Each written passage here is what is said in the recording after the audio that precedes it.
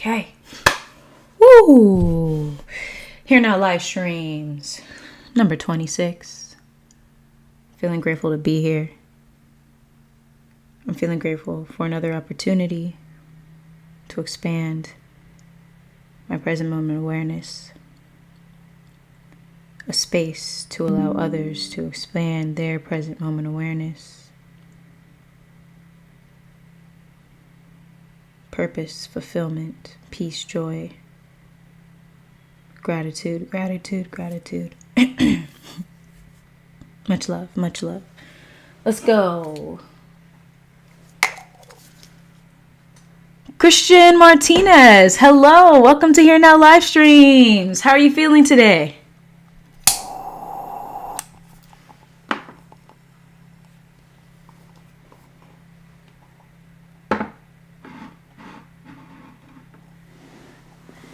It's good to see you in the chat.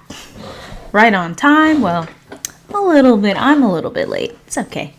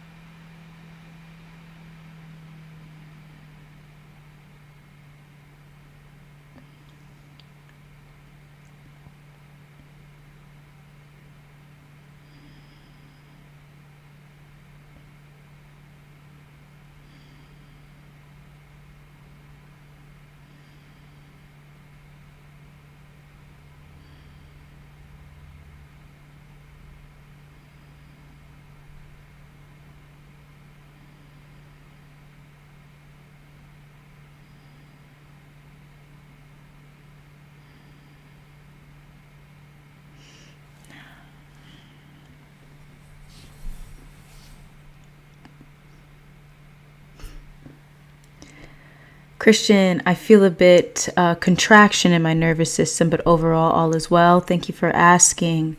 I'm sending you much love, much peace, and continued presence, Christian. Thank you for sharing. Overall, thank you for sharing. I'm glad you're feeling well overall. And I'm glad you're here for our Here Now live streams. Maybe something in this space can be a bit of assistance to you.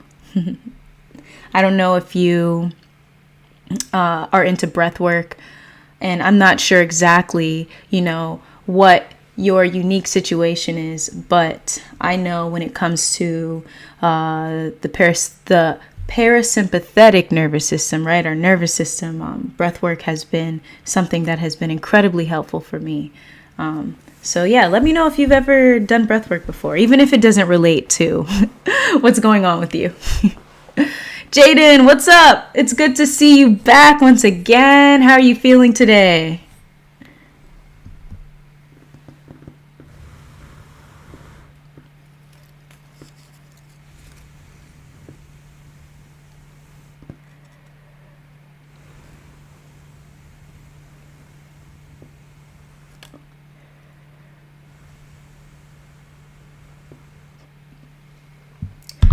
I'm doing well, thank you. Just, this is my favorite mixture, matcha tea with jasmine tea. That's what my preferred tea of choice as of late. It's very hot right now, so I'm blowing on it, and it's very good. I'm loving it.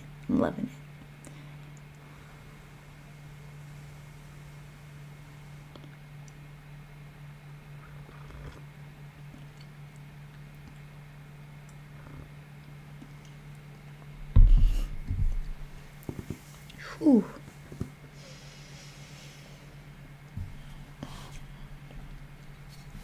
Play a little of this as we kind of get comfortable in the space. We have a great conversation tonight. I'm excited about this topic, so I'm usually excited about every topic that comes up. But it's going to be a nice conversation tonight. As always, we always have such enlightening conversations and experiences in this space, and I am incredibly grateful, incredibly grateful. Christian, I do breath work and practice meditation, but I feel I should be doing breath work more often. Very nice. You're doing a great job, Christian. If you feel that you should do it more often, for sure, that's your inner self letting you know. I'll tell you, I do breath work every single day, and it has done wonders when it comes to just calm, relax, with creating a comfortable environment when it comes to observing the mind, right? As well as any conditioned patterns when it comes to any feelings of nervousness or anxiety. That's just my unique situation and how it might affect the body and stress. If you prioritize breath work daily, you will see differences. I mean, especially if it's just consecutive, like 1-2 days in a row, 1-2-3 days in a row. Amazing. I can actually share with you a YouTube channel that I use for breath work. And you know what? I'm probably just going to post it in my community section as well.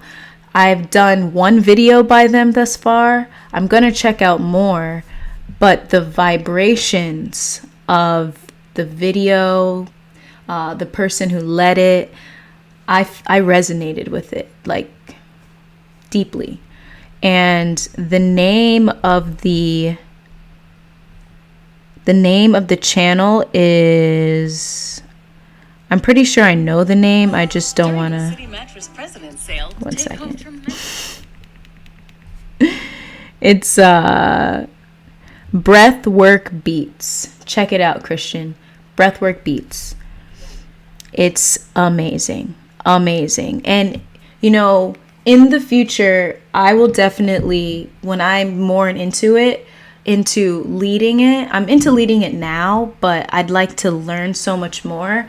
I will come and I'm going to share my own breathwork practices on here.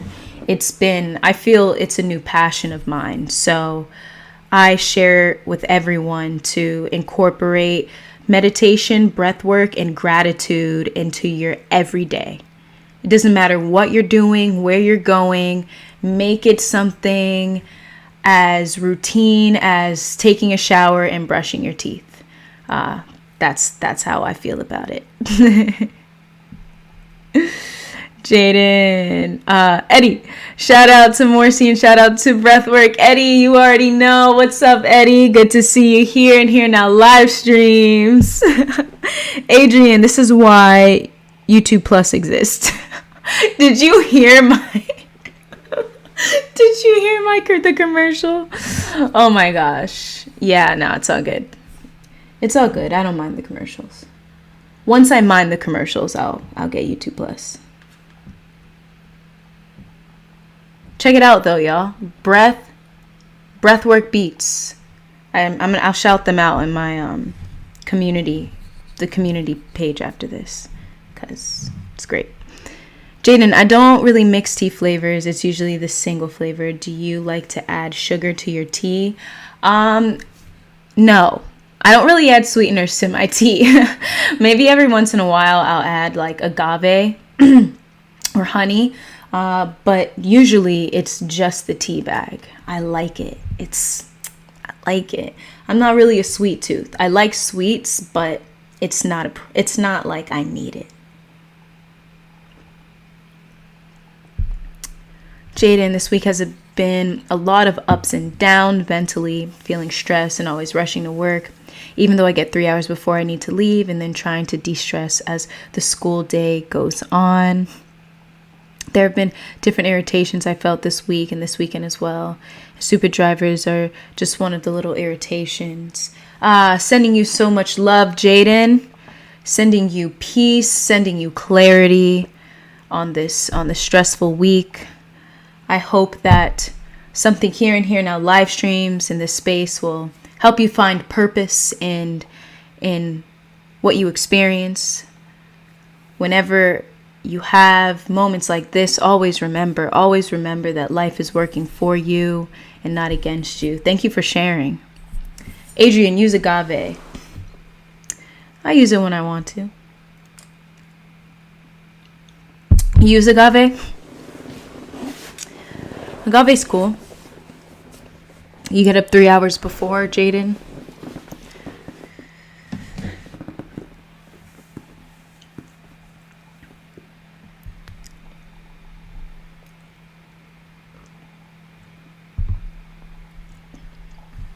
You know, I've realized that this week, just the nature of reality, it's ever changing. So we're always being encouraged, inspired, and influenced to shift within our life, to make changes, to go with the flow. Maybe something you were doing, it worked for that time period, but it doesn't work anymore. And often these blocks, Jaden, like the stress, these ups and downs, they're often signs of a shift in perspective that needs to occur. Maybe a change to your schedule, a change to how you usually do something. Ultimately, we know what we need, but it gets blocked. It gets blocked by attachment.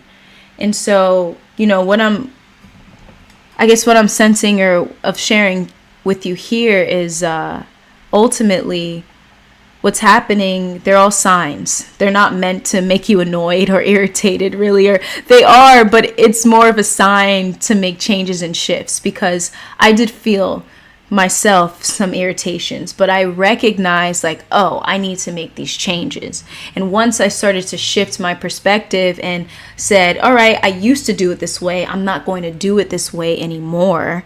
That's when I started to feel clarity. Once again, I started to feel less irritated.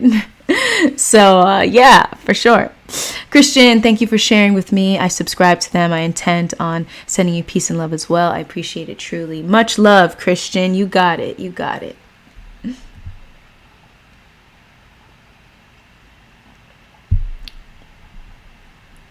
Jaden, I'm starting to think it's something deeper to the rushing out the door almost every day, even though I feel like I get up on time. I already get up at 4 a.m.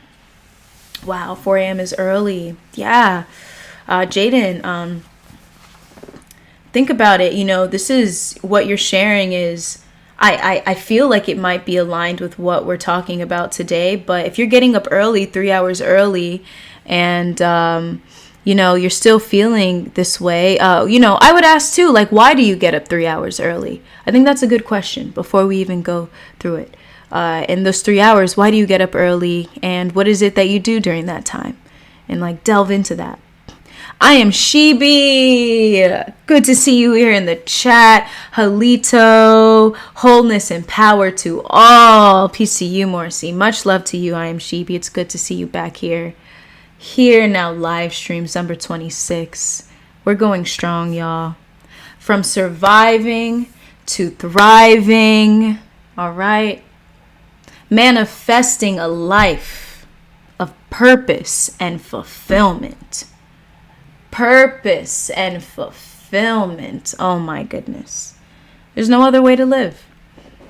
I'd say, you know, surviving has honestly been the way that I find what I see and observe is what is actually being, I would say, prioritized in a way. Survival.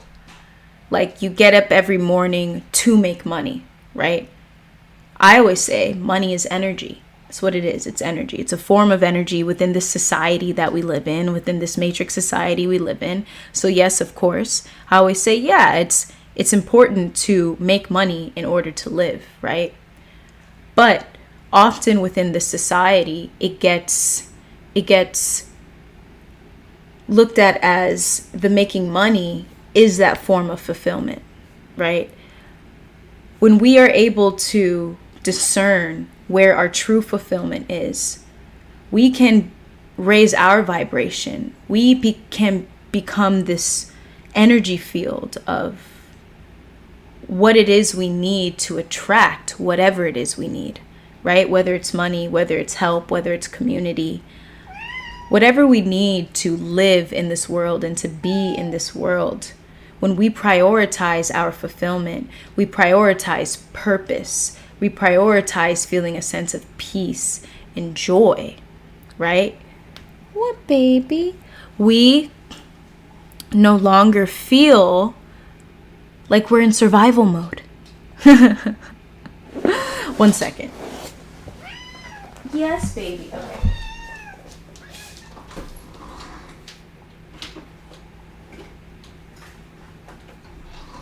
Okay, come here, Queen. I gotta get Queenie. Come.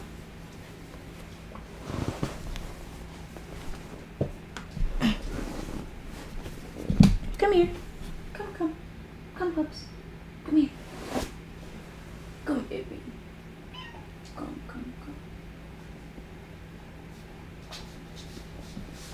Queen, come back. I need to show you. Boo-boo. I'm showing you. Oh, gosh. Oh,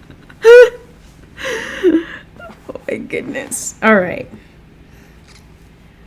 As she gets comfortable. Alrighty.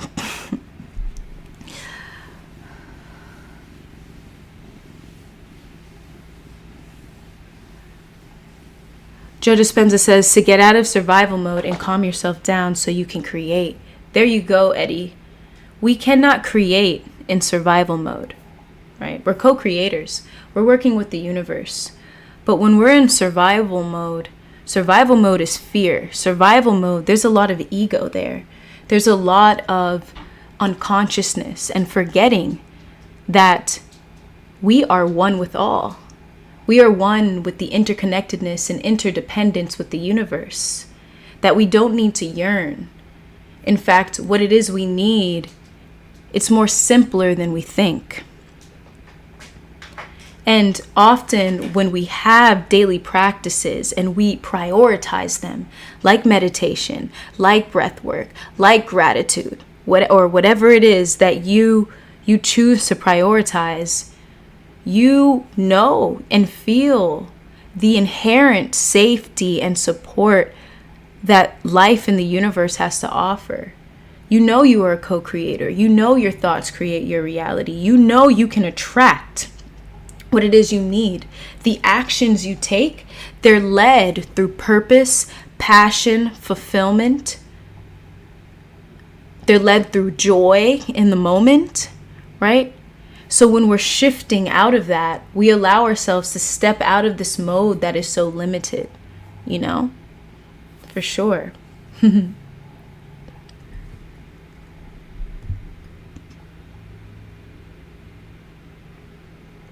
Adrian, today and last night has been ups and downs, been overthinking for a bit, and it made me anxious. You know, it's so interesting. I've been feeling slightly the same. Like, I've been noticing there was overthinking in me too. And I'm like, yo, there's something. For what I'm learning, right, is that the true depth, I would say the true meaning of like what we're feeling is not personal. It's not taking it personally or blaming ourselves, but often, once again, there's signs and signals to where we should shift directions to what is arising. And I noticed that these patterns, just like we talk about, you know, phases of the moon or phases of the stars or just phases of life, and whatever is the shifts that might be happening in the collective, we're being influenced by a lot of things. And many of us are experiencing the same things around the same times. And I noticed that within myself too, Adrian, that it came up more than usual. I hadn't experienced a moment where I was overthinking so much and feeling that much, those feelings of anxiety arise. And I realized once I stepped back, I didn't take it personal. And I did meditation, I did breath work. A lot of clarity came to me. A lot of clarity. Bears can purr. All right, Adrian, I'm going to have to look these things up now. I'm going to have to fact check this purring list. The guinea pig and the kitty, yeah. Maybe foxes. Bears? I mean, that's pretty cool, though, if they do purr. And you're not trying to trick me. I don't know if Queen wants to go outside or what.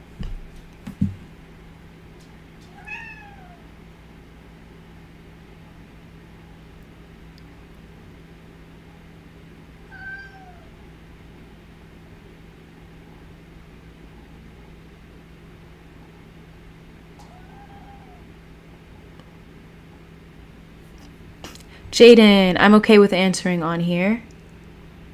Oh, I'm Shivi. All right. Thank you, I'm Shivi. We got fact checks. All right, Adrian, we're good. We're doing good. We got a list going, all right? Cats, guinea pigs, foxes, bears. All right, bears. I mean, hey, I wouldn't doubt that they could purr. Just gotta check it out. One sec, Jaden. Hold on. Come on, Queen. You want to go outside? Do you want to go outside? Oh, I know what you want.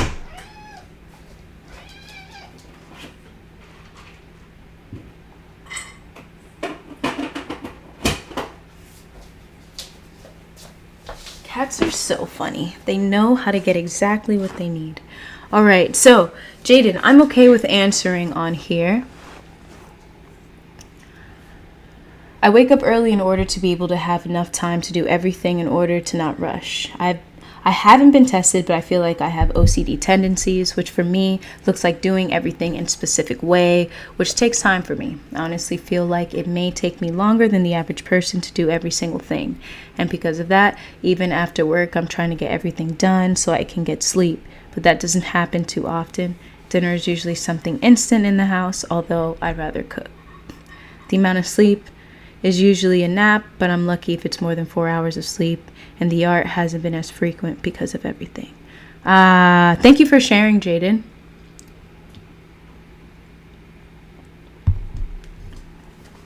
Thank you for sharing your story. This is, I do definitely get people on this page who come to me and they share. Like you said, you haven't been tested, but you feel like you might have OCD tendencies.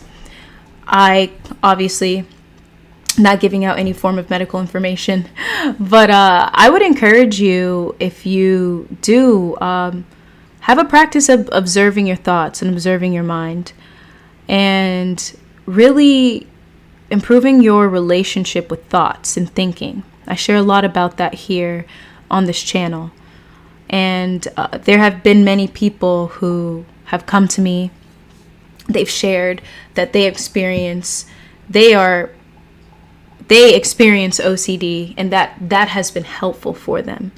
Because often what happens is that we feel this need to follow this thought, to believe this thought, or a fear arises, right? OCD is a form of anxiety, and obviously it's a fear, So I would just ask you, how often do you meditate? How often do you prioritize meditation?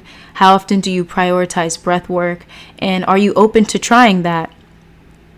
And because it seems like really, if you can start to just understand yourself, just first and foremost, there will be some form of insight that can come to you. I can't really give you much because this is it's more of a chat, and I can only give you so much. I'm limited, but I can share what I share all the time to every person who basically comes here, is prioritize meditation, breath work, and specifically being in observation of the mind, being non-reactive to your thoughts and to your emotions. The breath work really helps with your nervous system. It helps with nerves. It helps with fears, right? So does observing the mind. And I find primarily with observing the mind, it allows you to be aware of conditioned patterns. These are patterns that you've always done your whole life, and you can see that you are beyond that. So I would just say, definitely check that out. There we go.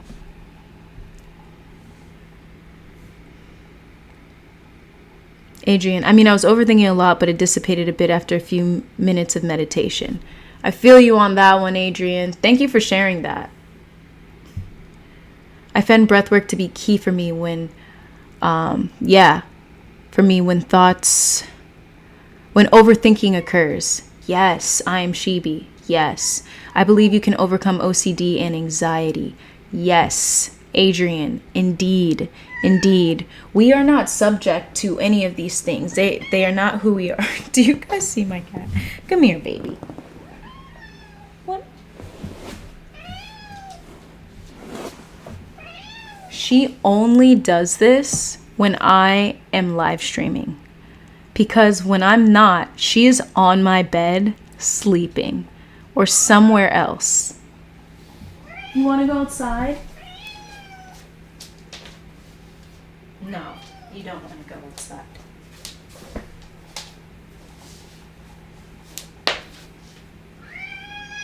Oh, sorry, babe. Come here. Don't be so a drama queen. Come here. Sit on my lap. Sit on my lap. On my lap.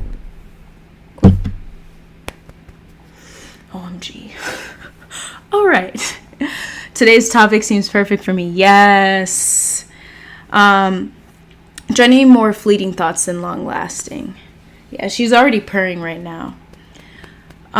So yeah, when it comes to that, I've been noticing this often. When we're in survival mode, here's what often happens. And this is what happens when we observe our thoughts, right? We often make excuses, honestly, for moving forward by blaming our outside circumstances, by saying we can't do this because of something that we don't have in our outside environment. We aren't able to achieve this. We're not able to achieve that because of our environment. And I find that is what keeps us in this cycle of survival mode, because ultimately what we're saying is that our success will always be dependent, will always be dependent on the outside world, on whatever's happening in the outside world. Our peace is dependent on the outside world. I can't be at peace until these people be quiet. I can't be at peace until I get this or that, right? And so living in that state, it creates attachment. It creates fear. There's no certainty. There's no groundedness, because there's not a recognition in your ability to be a co-creator of your life and not have to depend on what's happening or what's not happening in your life. And this brings me to sharing what it means to have an abundance mindset, where you're shifting the way you think and your relationship with thinking, so much so that when these thoughts of survival, when these overthinking, these negative thoughts, when they arise, right, you can spot them easily and you can recognize, like, this isn't normal. This isn't normal, Ay, ay, ay.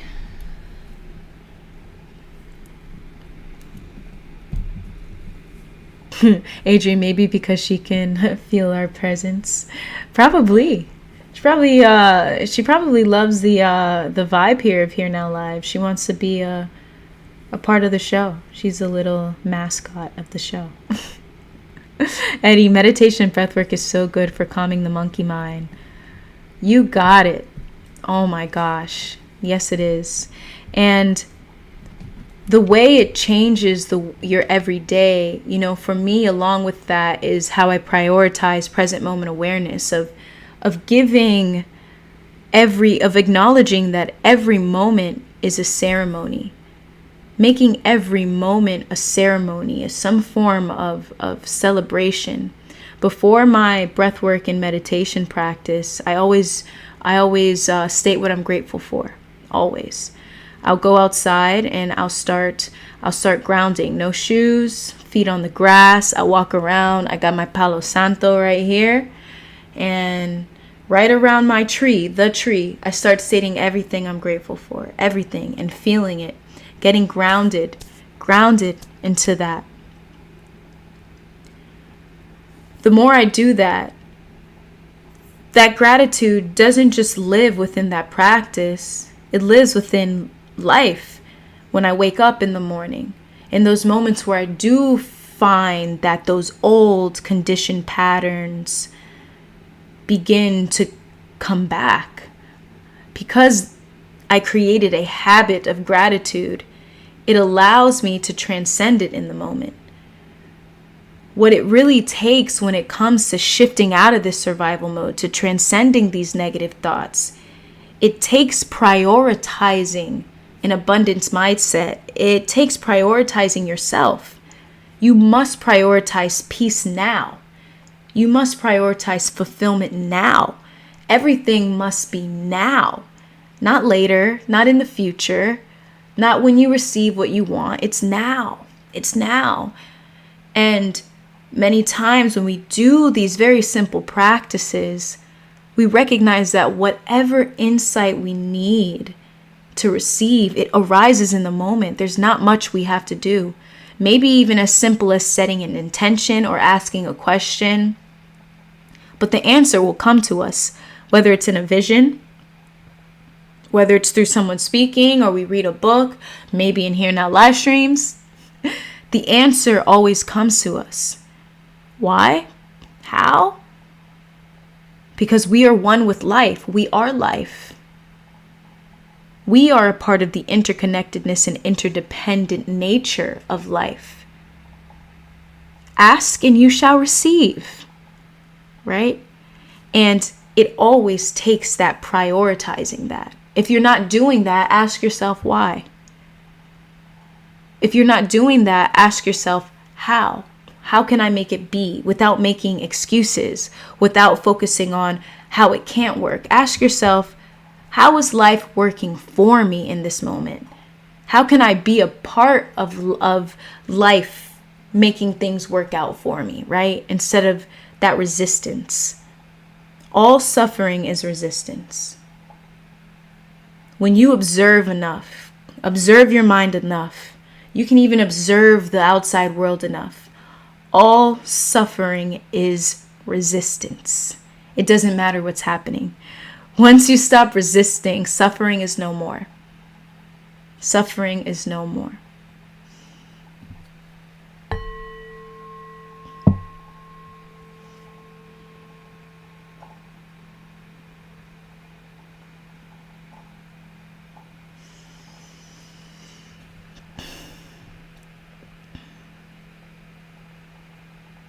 Jaden, I don't practice breathwork or meditation. I tried meditation before, but it didn't work. I see it as something else. I have to figure out how to make time for that.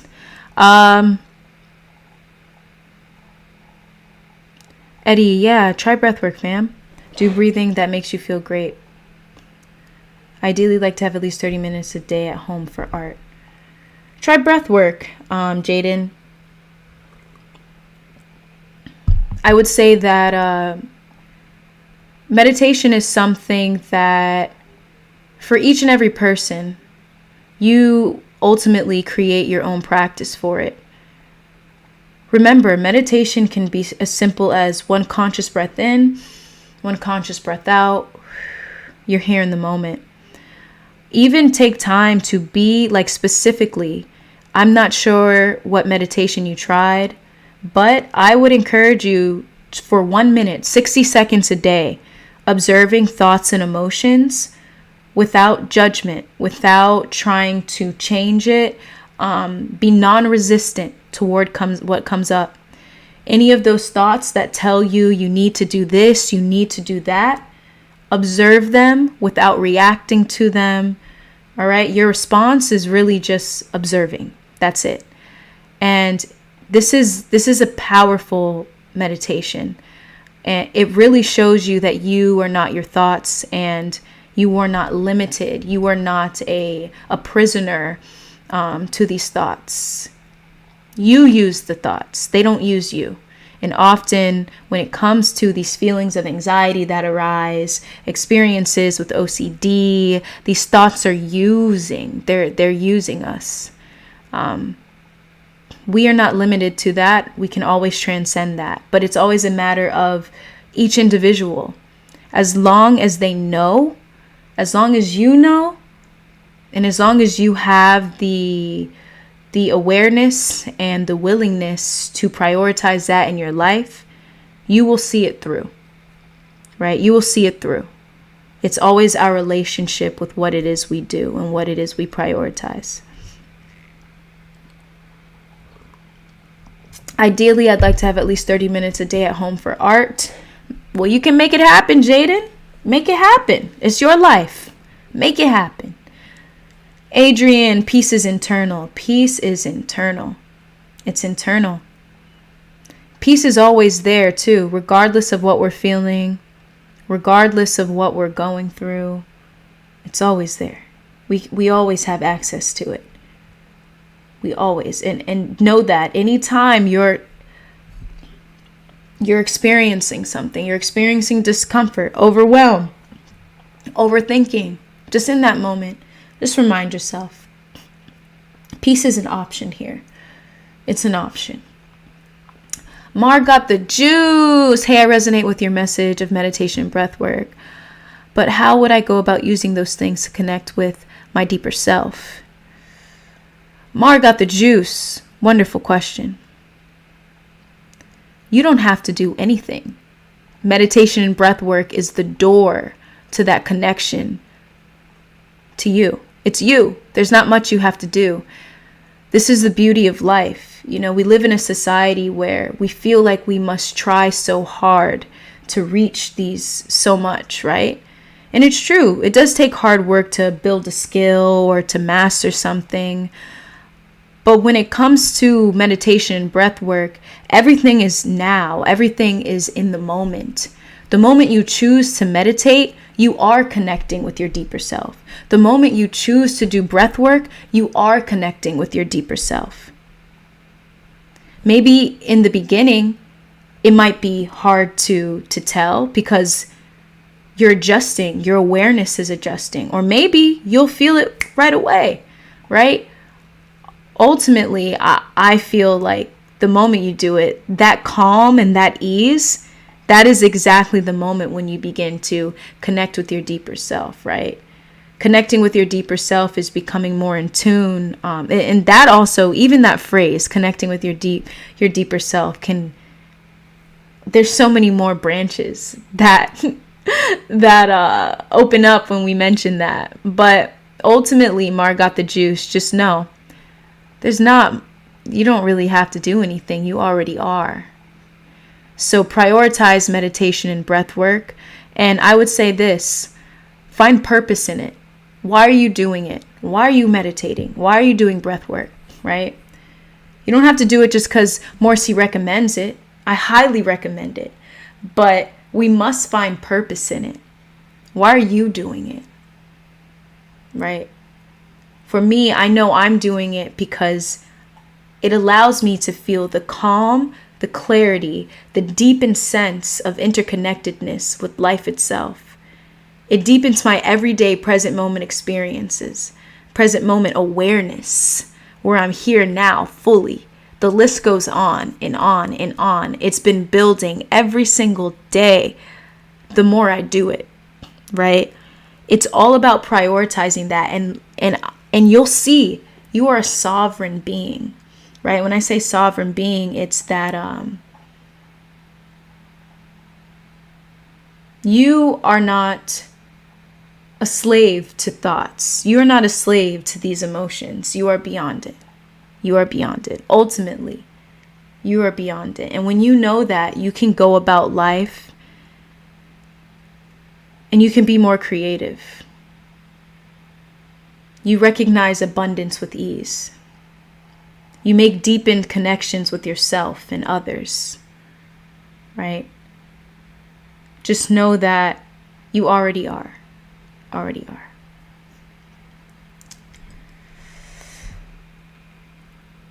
Jaden, I'm still trying to figure it all out, one day at a time. There you go, one day at a time. And know this, Jaden, you're doing a great job. You're doing a great job. Take your time. You're doing a great job. Be sure you affirm that to yourself every single day. You're doing a great job. Just being here on Here Now Livestreams. You're doing a great job. You can be anywhere else. You can be anywhere else, but you're here. You're here on Here Now Livestreams. With the openness to expand your present moment awareness. Openness to meditate and do breath work. You're doing a great job. Adrian, that overthinking experience I had earlier made me want to be in the now. There you go. That shift. It shows you how the importance of being in the now. When we're overthinking, we're not here. We're not here. We're in the past. We're in the future. We're not here. We're way in the depths of our mind. That's not here. The present moment is quite simple. Quite simple. I am Shibi Truth. Adrian, I try to stop resisting, but it seems I have a habit of doing so. Adrian, you are not alone. That's a big aspect of life, you know? When you notice resistance, just notice it. Just notice it. Because what happens is it creates more ego and suffering to try and stop the resistance. It's like, resistance! Oh, I need to stop resisting! Like, you know, that just creates more overthinking, more guilt and shame. Just, we go back into that state of observation and just observe. Just observe. Right? Accepting the moment as it is. Accepting the moment as it is. Right? Something that came up today was acceptance does not mean you are condoning something. Acceptance is being in alignment and saying, this is what is happening now. There's no judgment. There's no, this is good or bad. It's, this is what's happening now, and I accept that this is what's happening now. Condoning is often more of like a judgment of like, yes, this is okay. You can accept something but not condone it. That's an important aspect of having that practice of shifting your relationship with resistance. Everything is always about our relationship with everything. So when it comes to resistance, accept it. The moment you accept it, it's no longer resistance. Mar got the juice. I found resistance to be an apparent concept in anything we do in our life. The bigger the goal, the more resistance we have to endure to achieve our own success.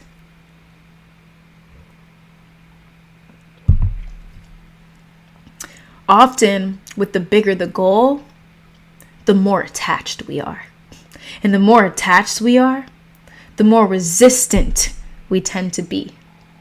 And this is a huge reason why, if y'all ever heard of reality transurfing, it talks about lessening the importance, releasing the importance of the goal. And for me, I found that the most optimal and ideal way of releasing the importance of the goal is recognizing the now, being here fully, recognizing the power of this moment. That this moment is the journey and the destination. We are here, we are living, we are alive. Y'all, we can manifest an infinite amount. We're manifesting right now. We're manifesting right now. Every moment we're manifesting. It doesn't stop. It never stops, right? So you reach one goal, you could do it again, you could do it again, you could do it again. We're going to be manifesting to the day we move on from this place.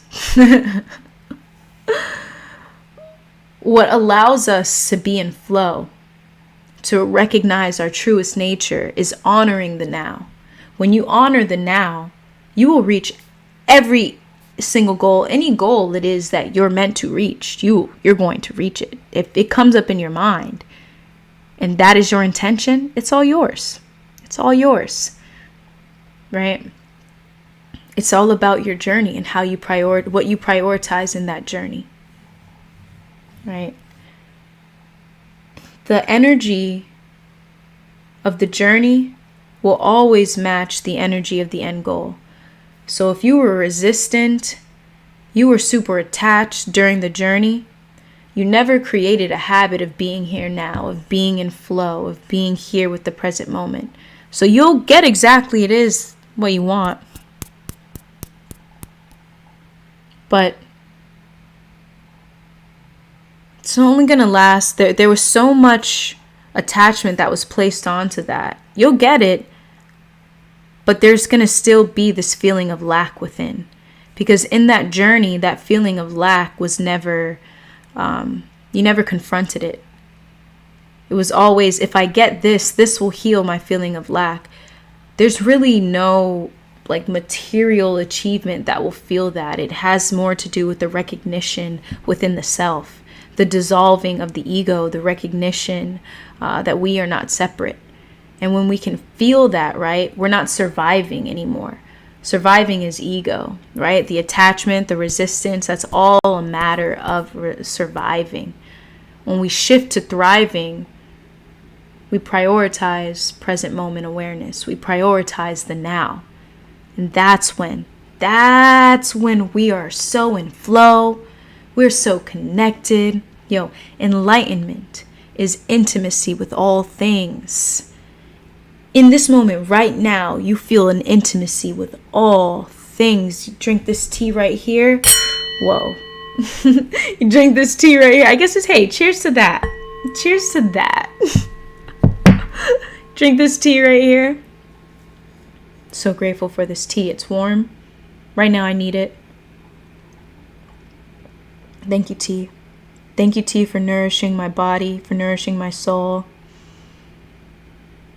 for warming my throat and allowing me to speak with clarity, my voice to flow through.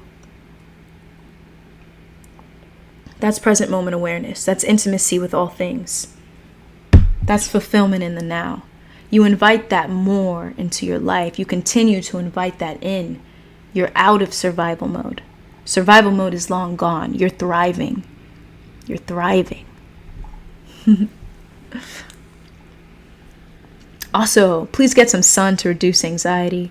Yes, if you have the opportunity to get some sun, do so.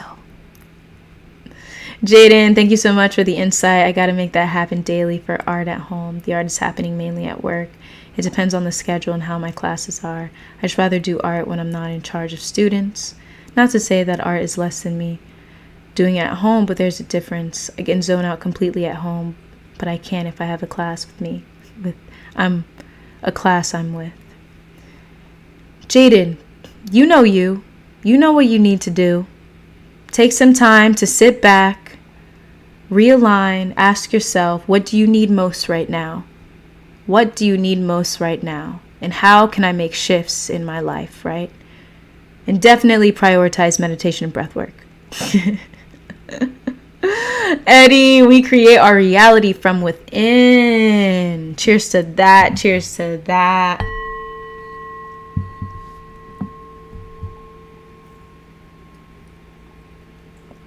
We do. We do. We all have a different lens through which we see the world. When you prioritize, once again, abundance mindset. Abundance mindset. What do I mean by that? Abundance. It means that everything you need is here now. Everything. It's here now. You might think that it's supposed to show up in some grander form, but it's here. One specific aspect of what it is we need that I often hear that is overlooked is support. Many of us may feel like we don't have support in our lives, right?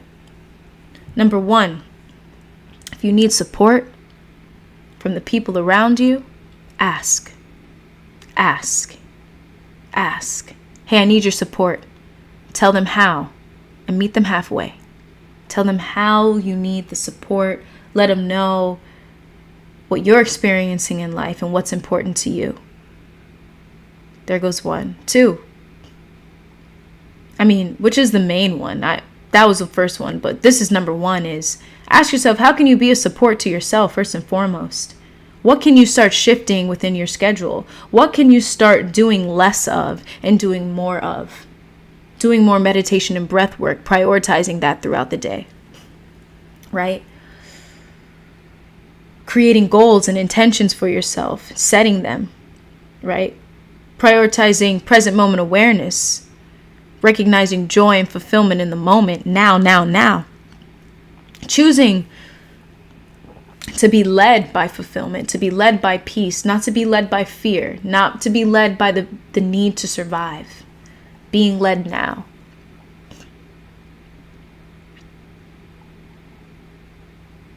We tap into a universal intelligence, right? A deeper intelligence, an aspect in which we are a part of. We tap into that. Tap into that. Support surrounds us. I was doing a guided meditation today. It was beautiful. And the guided meditation was encourages you to breathe down to your root and down into the earth. I'm not sure if anyone here knows, but the earth will transmute all those negative energies, anything you need to release. The earth is there to support you and transmute all of that, any worries, things like that.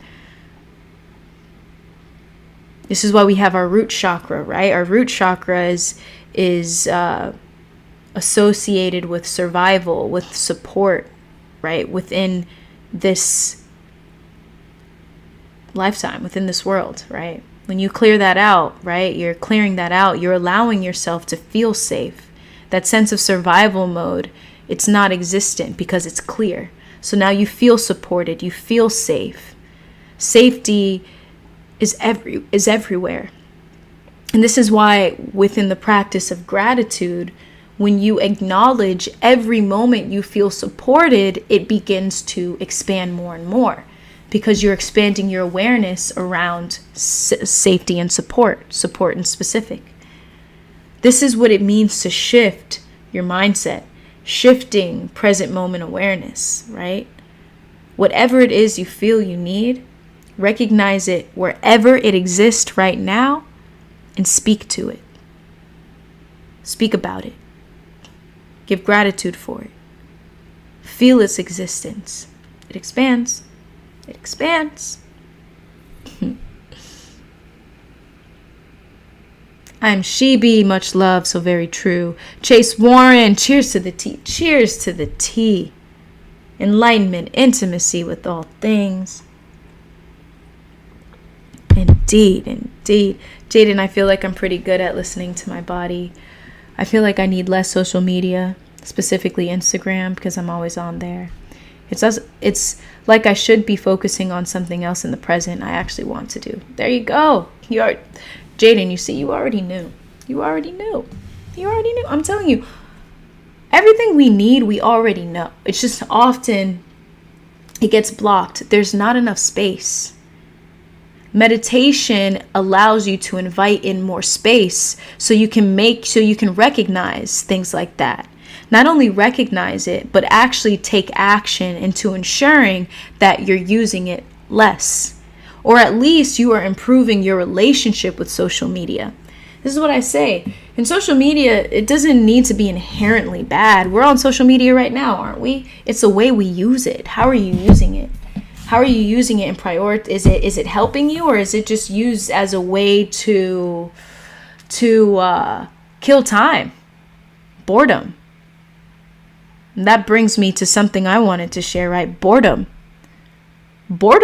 is the door to creativity. Like, boredom is the door to present moment awareness. Often we feel bored, and what do? We open our phone, we go on social media, find something to waste our time and to kill our boredom. It's not doing anything for us. But when we were kids, what did we do when we were bored when we were kids? All right. Majority of us here did not grow up with social media. But what did we do? We made up some fun game, right? We made up some fun game. Maybe we played with our friends, but we thought of something creative to do. Out of boredom comes creativity. Jaden, you want to do art, right? Instead of using social media, that time is dedicated to art. We have so much time throughout the day. We think we don't, but we do. Especially when we improve our relationship with those things that are just fillers to take up our time, we recognize that there is so much time throughout the day. It's insane. And when we choose to engage in activities that we feel purpose in, it feeds us. So we start to feel more energy. We're not tired. We're not drained. You know how it feels when you have been scrolling through social media for 30 minutes and then you look up? Half the time you're drained. Your energy was sucked out of you. But when you do something you love, you don't feel drained. Maybe your body gets tired because you need to go to sleep, but you're not drained. You're not energetically drained. And you'll notice that more the more you prioritize the things that you would like to do. The more you prioritize your fulfillment, your peace, your joy, and purpose. And purpose.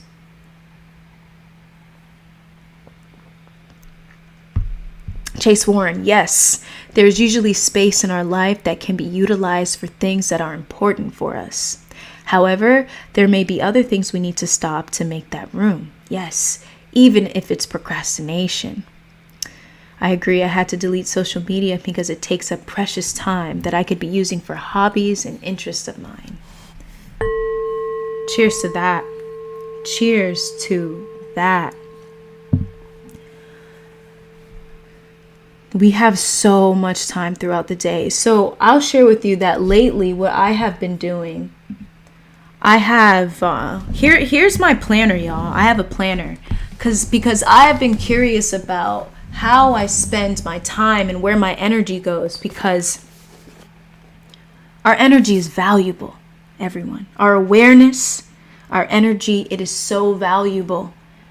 And it's time we know this. It's time we recognize it, right? Why does social media want us to be on there for so long?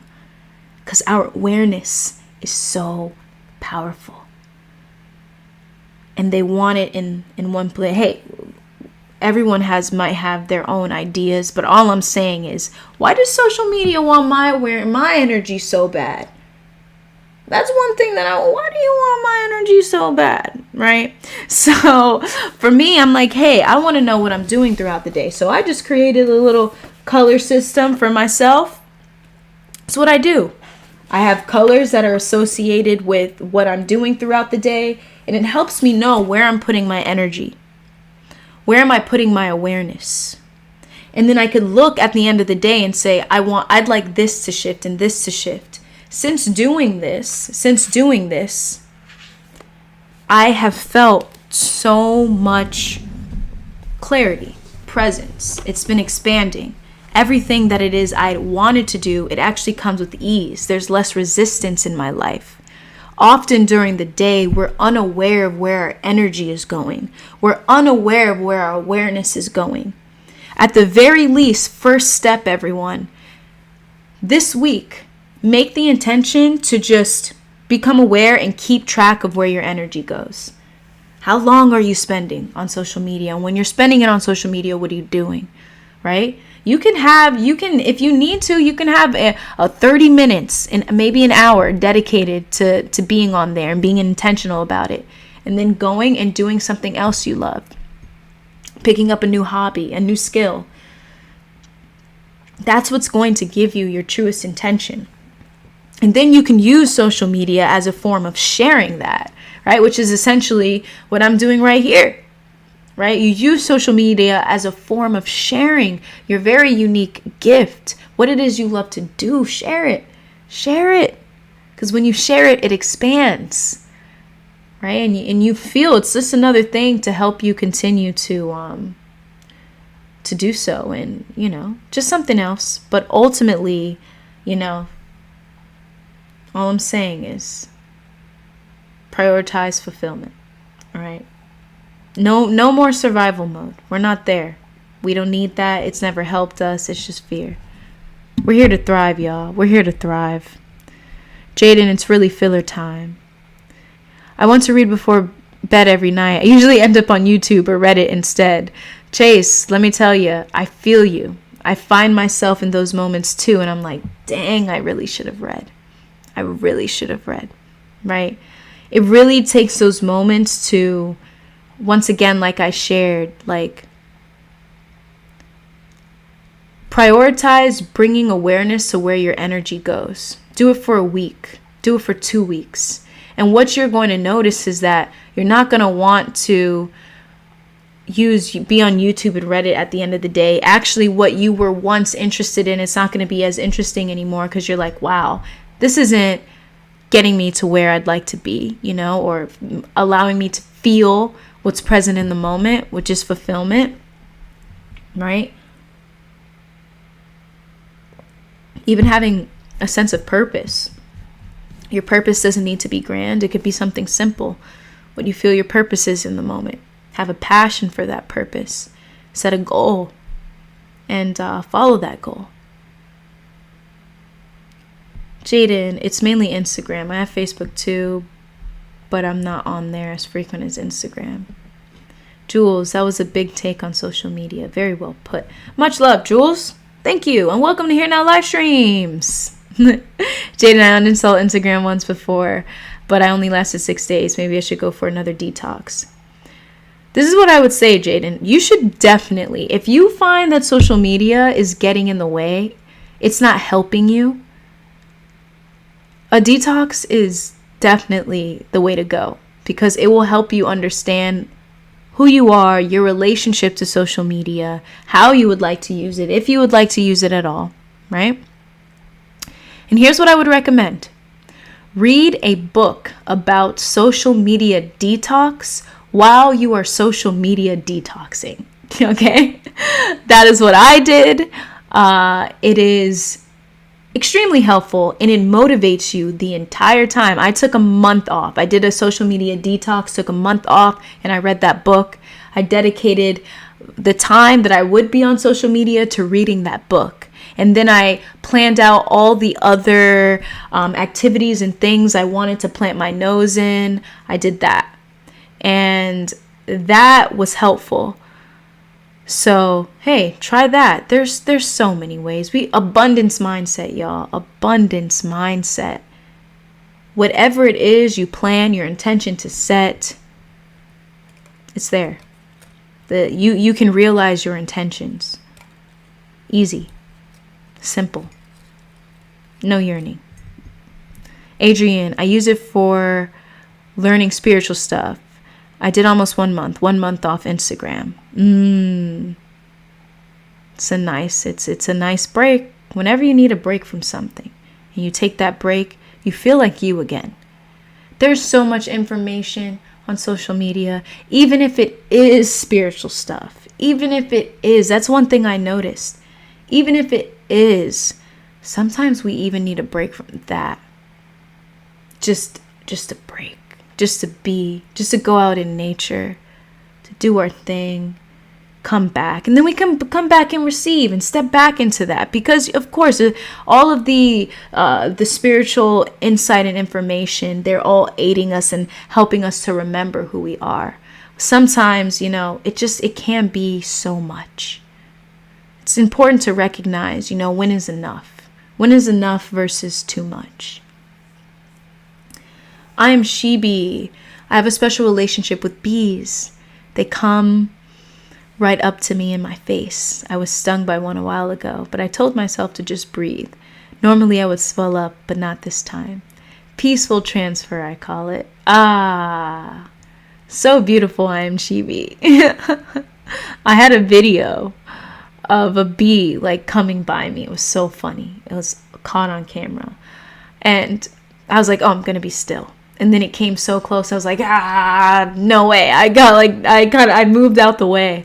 And that's because I was stung by a bee too. And it was one of the most painful feelings I've ever felt. It stung me on my stomach. I was in a garden. I was in my community garden a couple years ago. It stung me on my stomach, and I was like, oh my gosh. But indeed, it's the way you responded to it. You set that intention, and then that was your experience. Beautiful. Thank you for sharing, I am Shibi. Chase Foreign. Like you said, Morcie, social media can be useful. I wouldn't have discovered you if it wasn't for TikTok. TikTok! I just have an addictive personality and I would spend hours scrolling aimlessly. Thank you for sharing that, Chase. I always wonder how everyone finds me. Yes, and I feel you on the addictive personality part. I feel you on that. I notice that within myself too. It's a matter of choosing where we spend that addiction, right? It could start that way, but with enough space, we can be like, okay, you actually will find out that you're not even as interested in the aspect of social media as you were, and you'll find yourself more interested in something else, and that's where that energy shifts. For me, instead of saying addictive, it's more of like there's a passion. It's addictive because social media is definitely, there's an aspect of it that was created to be addictive. So for someone who has, when you're passionate about something, it's easy to get sucked in and continue to do so. But you can shift that addiction into passion into something else. Like that passion pours in something else. And you do it often and you feel incredibly fulfilled by it, right? That's, fulfillment. Key word in today's live stream, or in every live stream, but today specifically, fulfillment. Prioritize that. If it's not fulfilling you, you don't need to do it right now. And most of the time, like a lot of the things, I'll say this, there's a lot of great content on social media. There's funny stuff. There's stuff that makes you cry. There's stuff that makes you want to dance. Like, there's some cool stuff on here, right? It just becomes a lot and we get so sucked in. So it's a matter of building a sense of intention and also a form of discipline. And I'm not trying to say discipline in a way that is like not fun, but I'm recognizing within myself that I'm finding myself feeling discipline within my day-to-day, and it's so rewarding. It's more, maybe there's like another word that won't make anyone feel like military like type vibes, but I'm telling you, when you have intentional days and each thing you do, you're there fully, it's a game changer. You transform your life. Shift your perspective, transform your life. It's a wrap. And you'll notice that the same habits you once had on social media, you're not attached to it anymore. It's like, I'm not even interested in this account anymore.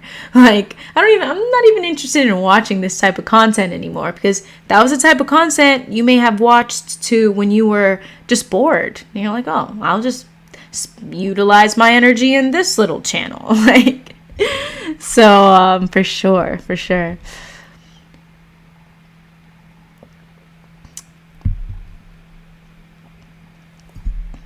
Yes, Eddie, I think social media is good. It depends on how you use it. Indeed. Cheers to that. Hence the name Shibi. So is Shibi, does that mean peaceful? I am Shibi?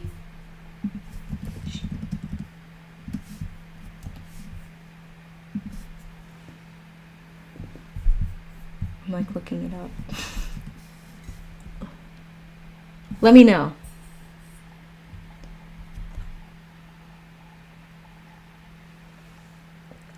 Serene. What is the name? Serene? Calm? No. Let me know.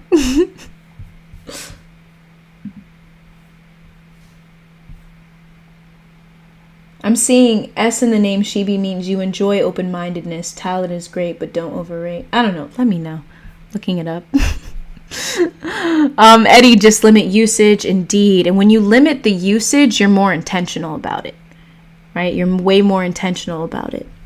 I know one thing, one trick when I started to be more intentional about how I use social media is I was very intentional about what I liked and what I commented on, because I used to like everything. I used to comment a lot, but when I pulled back on that and I only liked things that I truly resonated with, and I commented when I really felt called to, that shifted my relationship with social media. I limited my usage. I was much more aware. So that's one great way to invite space into your social media usage.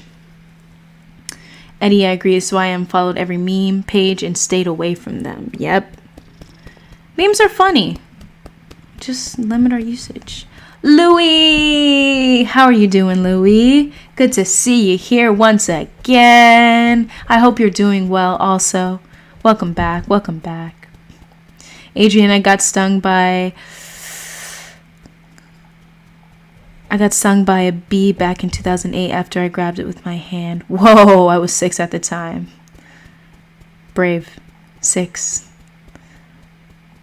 Jaden, and I have a few people in my circle who actually don't have social media anymore. I don't have an interest in it.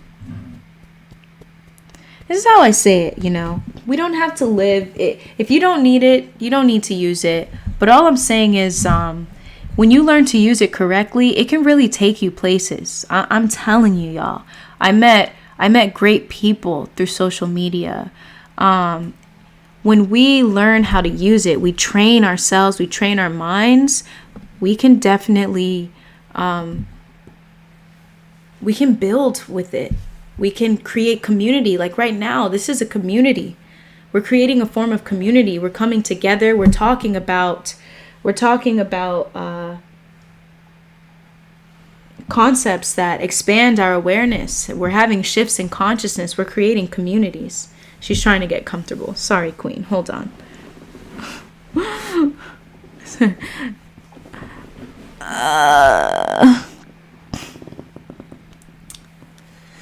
Yo, there's a lot to read and keep up with this chat, so I'm sorry, baby. Hold on. It's okay. I know, baby. Are you okay now?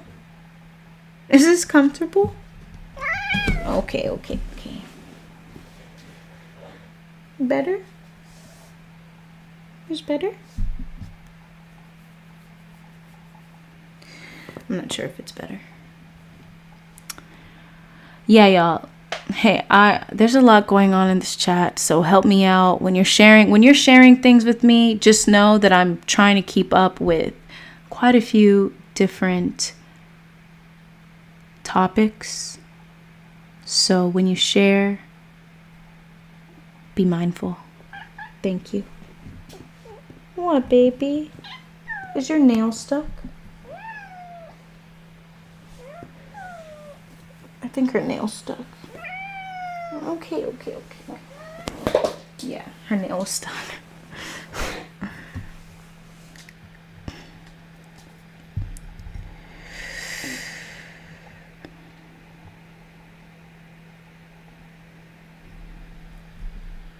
Cat cameo, yeah. Adrian, and since I have good memory, I'm pretty sure my mom managed to get the stinger out.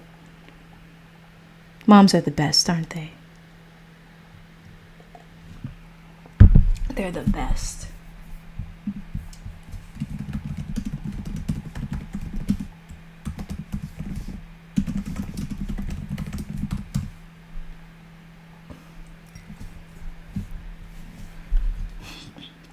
So share with me, everyone.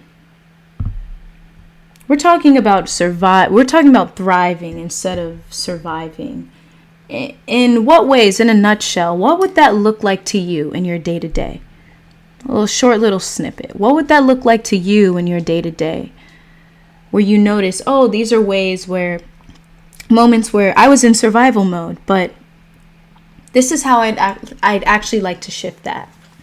And if you have shifted that, what have you done and what are you doing? Share with the chat.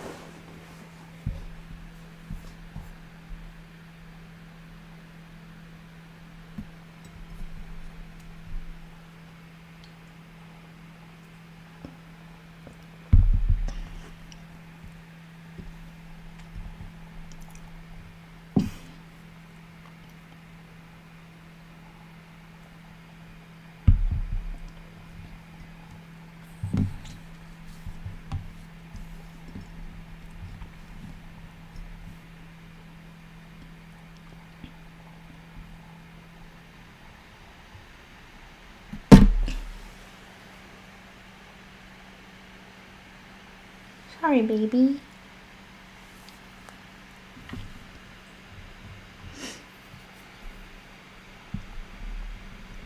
Not sure how to answer. It's all right. Repeat the question. All right. Maybe my question wasn't clear. Hold on. Let me come together.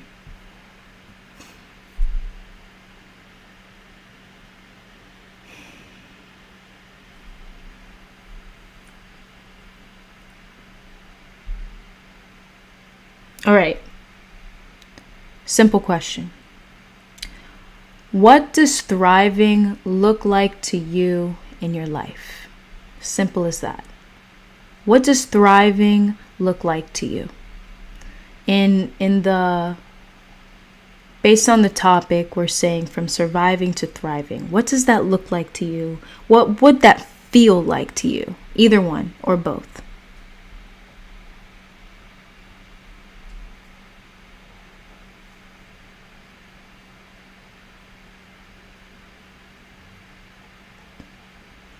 Louis, I'm okay. Thank you. I'll not lie and say I'm well, but I'm choosing to stay hopeful as it keeps me going. Thank you for asking. Louis, sending you much love, sending you peace and continued presence. I'm glad you showed up today. Hopefully something here in this chat and this moment can be of some light for you. And I just want to remind you that you're doing a great job for the simple choice that you're choosing to continue to see the light. It keeps you going, and you're choosing not to fall into old habit as best as you can. Know and affirm to yourself, you're doing a great job. You're doing a great job.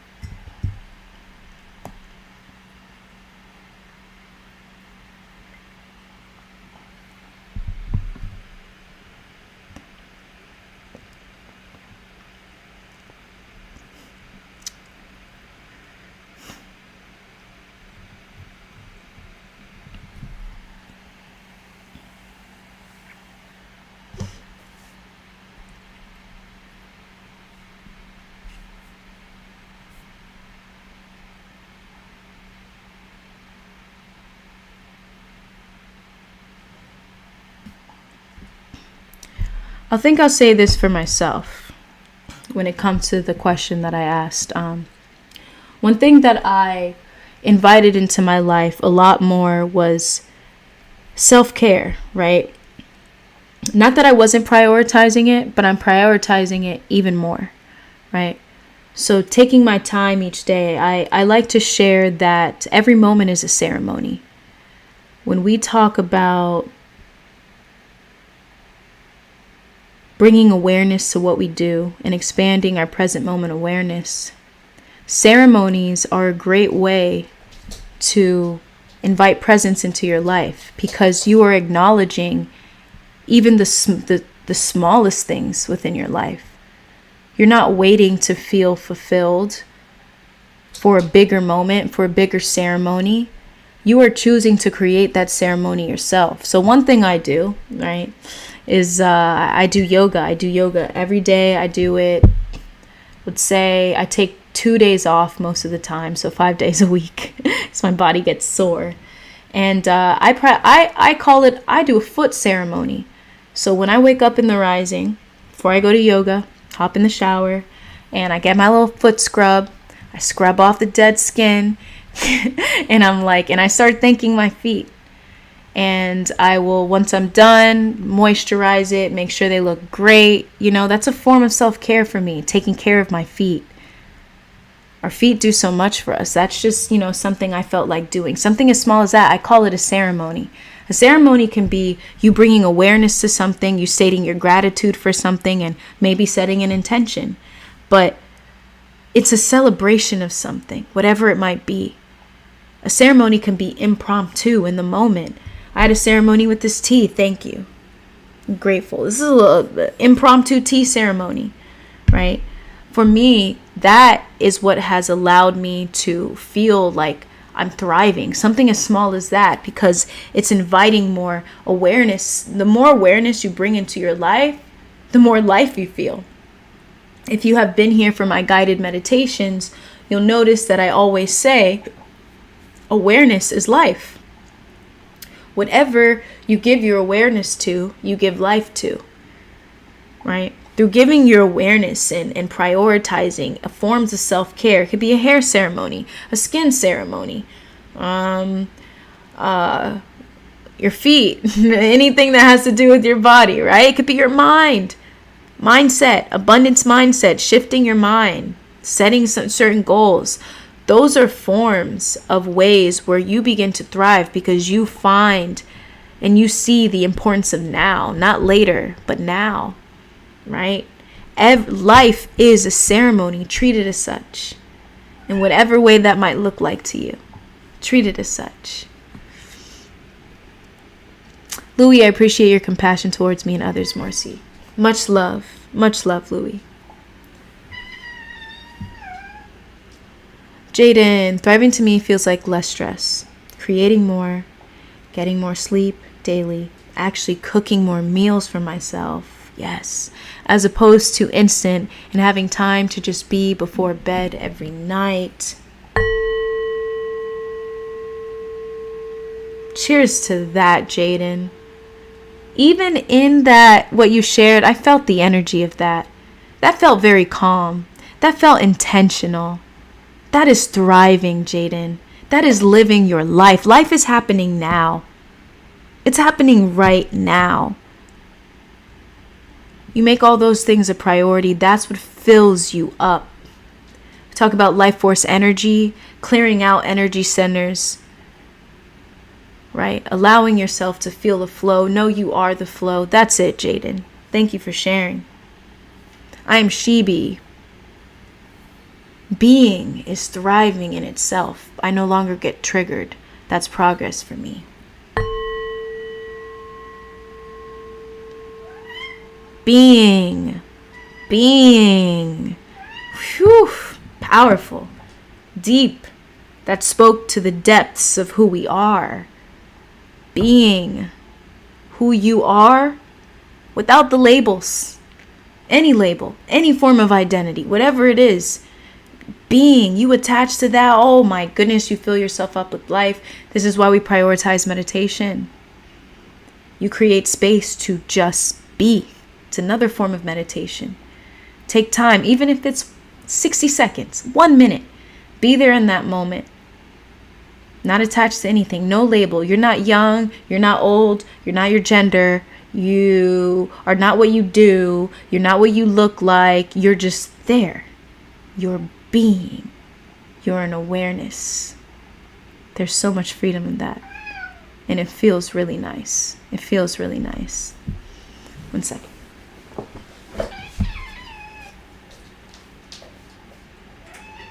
Yes, baby. Chomp. Whoa. Sorry.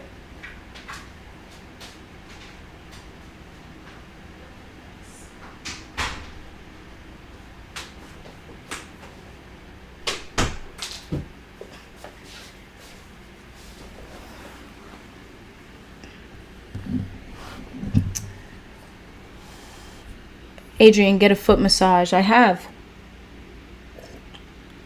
Have you gotten one? I am Shibi. My affirmations are ceremony for me. There we go. Another one. Simple, y'all. Simple affirmations. Continue to affirm to yourself, hey, I'm doing a good job. You're aware. The more you do that, that reduces the shame and guilt. We must recognize too that a lot of the intentions we set, we are actually making those steps to realize it, or we are realizing it, but we're not stepping back to affirm those things to ourselves. We must affirm those things to ourselves, and many times it happens through affirmations. Affirmations allow us to expand our awareness. Indeed, cheers to that. Chase, being committed to hobbies and my health, maintaining relationships and traveling. I thrive to an extent, but after nursing school, I will have the time and money to pursue things to its fullest. There you go, Chase. Hobbies, health, maintaining relationships, sending you much love in nursing school. Much love, peace, focus. I've had a couple friends that actually went through nursing school, and I know it does take a lot of time and energy. So I'm sending you peace and love through that process. I am Shibi. Oh, cheers to that, Chase.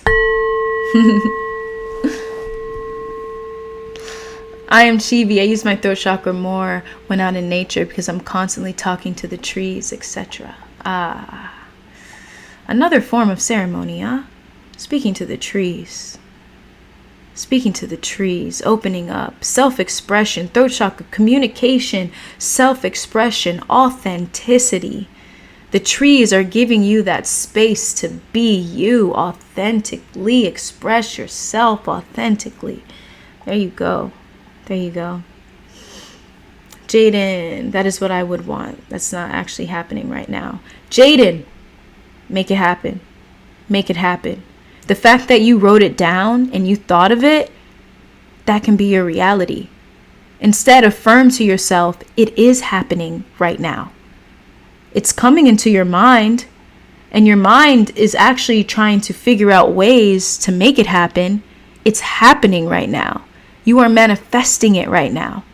This is how we bring these things to life. This is how we bring these visions and what is within our mind. This is how we bring it to life. It's happening right now. Don't cut yourself short. We're writing these things down for a reason. It's very powerful when you write down these intentions. You allow yourself to envision and open up space to consider what is thriving to me.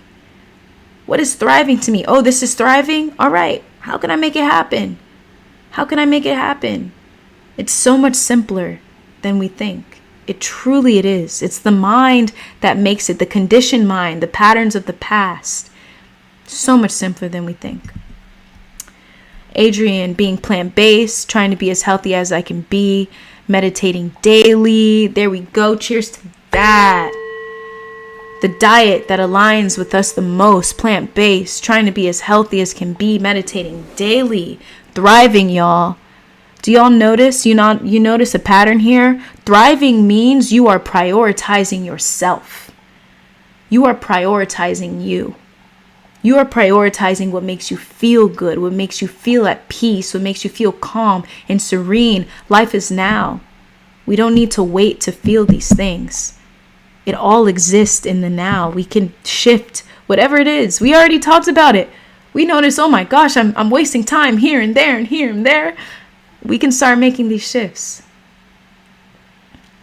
Ronan, welcome back to Here Now Livestream. It's good to see you in the chat. Greetings, Morcie. Greetings to the chat. Indeed, indeed, indeed.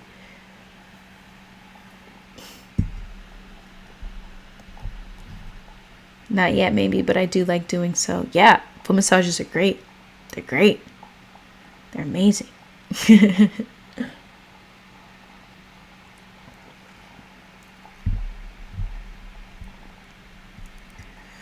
Louis, I would say thriving to me would be to feel loved due to being away from human physical connection for so long. Not to just love, but to be a part of something that stands for love. Something real. Cheers to that. Love is big, right? Something that you all stayed for the guided meditations. I love to share. This is something I say every day that keeps me centered, right? Awareness is love. Whatever you bring your awareness to, you give love to.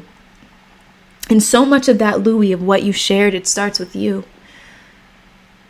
When you say, feel love due to being away from human physical connection. Often, always remember, wherever we are, we're meant to be that. You give that to yourself first. That is the frequency in which you're at. It's the energy you emanate. And that's when you very easily attract those things. You start with you. What does giving love to yourself look like? And we're sharing that in different ways, how prioritizing that looks, what self-care looks like.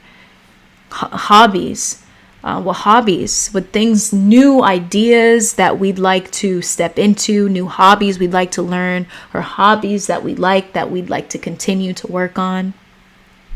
right? What would that look like to you? What would providing what it is you would like from others first look like from you? And that's even if in many ways I relate to that in saying I've learned so many ways just how life has shifted me so much, where I was put in spaces and places where I was by myself a lot. And I learned like, you know what? I like to do this. And I like to do a lot of things on my own. Honestly, I do. And when you learn and recognize how much you love doing things on your own, you have this certain higher standards for those who are around you. You're ensuring that whoever comes into your energy field, their energy matches yours. They're not wasting your energy. They're not draining you. You don't feel codependent or a need to be around others for the sake of being around others because they give you a small ounce of love when you actually deserve so much more, right? When you prioritize giving that to you first, it's a wrap. It's a wrap. And it's so much fun. The journey is fun. Hey, sometimes the journey can be like a little tough sometimes, but what we always talk about here in Here Now Livestreams is heart-centeredness, compassion to yourself, kindness to yourself, affirming to yourself you're doing a great job. Those are the things, whatever you expect to hear from others, give to yourself first. Give to yourself first.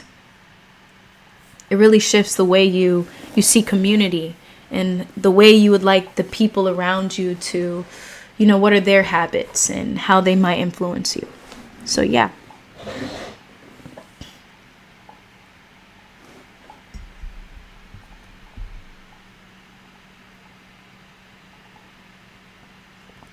Adrian, sometimes I tend to like doing foot massages, and I tend to not like opening myself to this side of me because of how I think people would judge me as.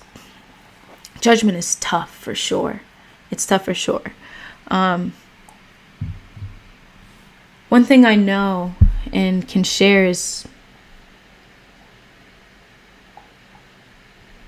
I'll say that when I dive into the things that I really enjoy,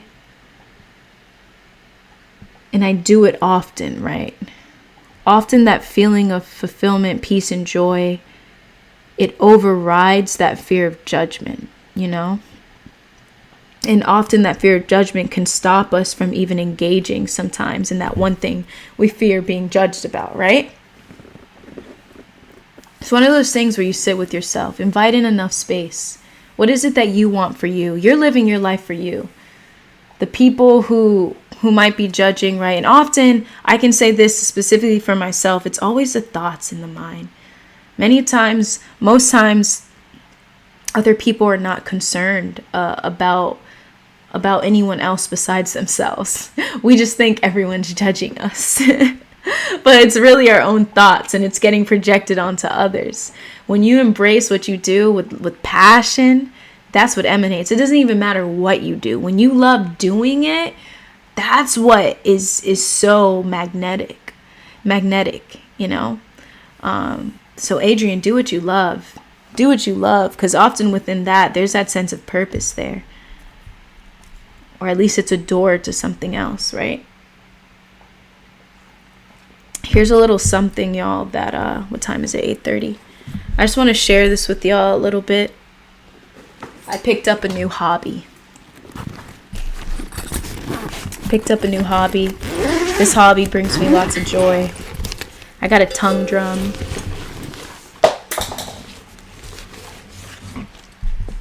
I'm going to play it for a little bit.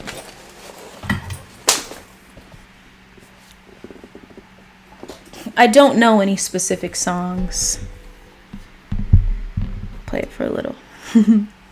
Chase, so true. I've tried in the past to have a social circle of people that are positive for my life. In the past, I hung around degenerates. I wasn't aware of how people impacted my energy. Sometimes you outgrow people and just have to let them go.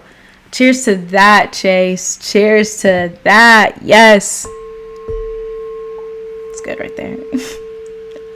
It's such a huge part of valuing our time and our energy. You value your time and your energy in your day-to-day, right? When we choose to thrive and we become aware of the power of our time and energy, often that awareness overrides that fear of judgment. Once again, because we love our life. You love your life, and it doesn't matter what others think, because it's like, this makes me happy. So if you're judging, it's like, maybe you're not happy and whatever. And how can I take in someone else's judgment when they're not happy with their life, but I am, right? Something to just think about. Something to think about. I don't know any specific songs. I made all of this up.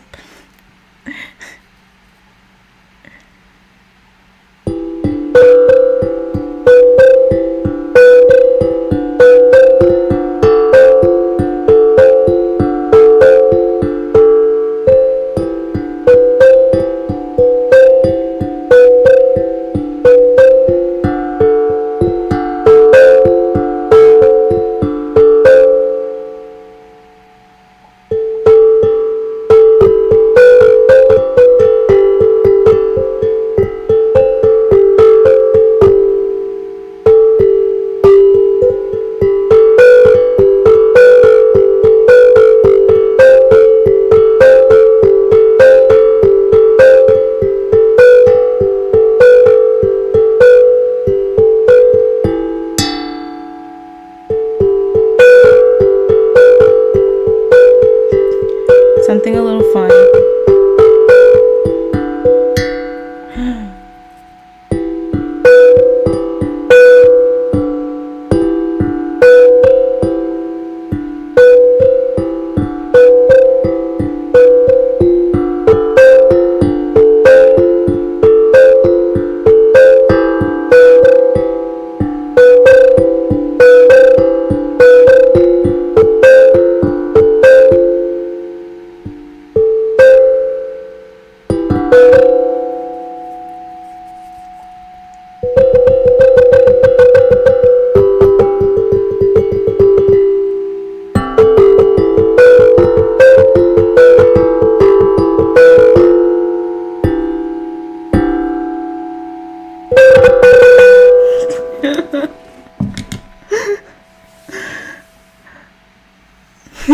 Is this the mini alien ship?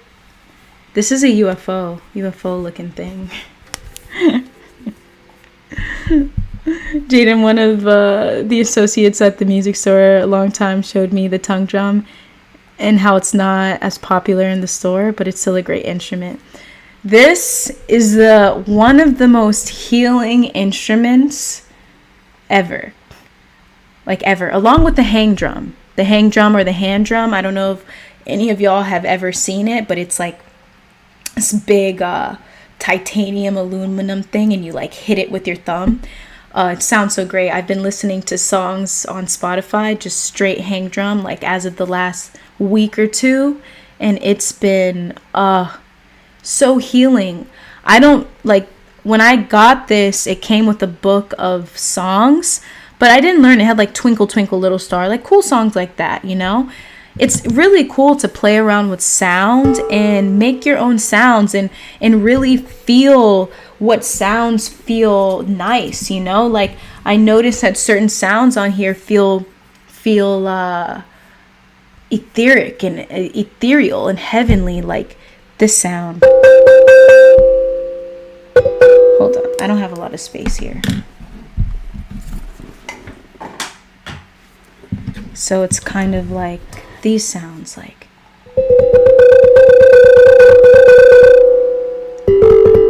So you play around with the sounds, and often it expands your awareness.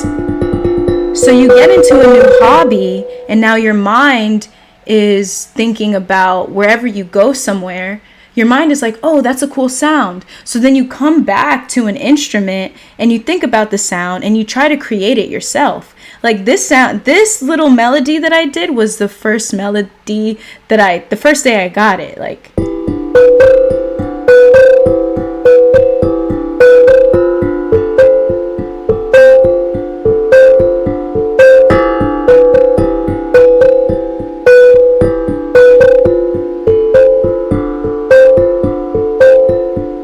it's so simple. That's so interesting, Jaden, how they said, though, that it's not as popular. It's so funny. I noticed that because I was looking up online, like, songs for the tongue drum. And there was not a lot of people making stuff about a tongue drum. There really wasn't. And I was like, this is such a therapeutic instrument. Meditation, yoga, whatever it might be. And it's almost like you can't do wrong with anything here. Like you can play anything and it sounds great. Like,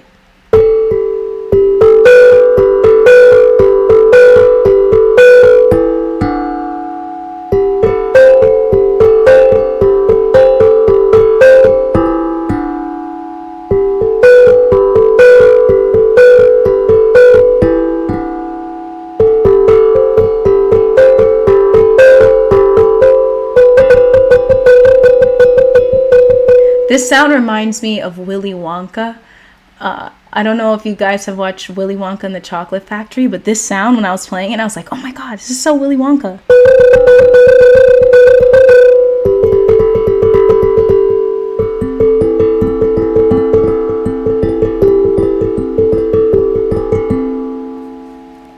Just therapy. It's just therapy, y'all.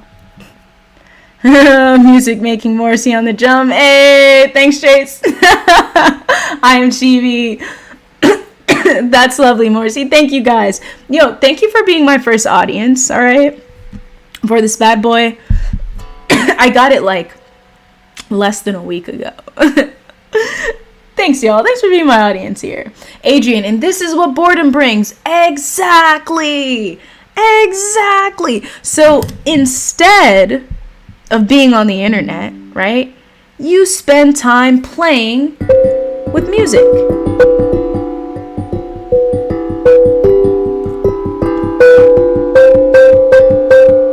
This sound right here is my favorite. You feel that? I don't even know. I gotta get like, I wonder if it's F.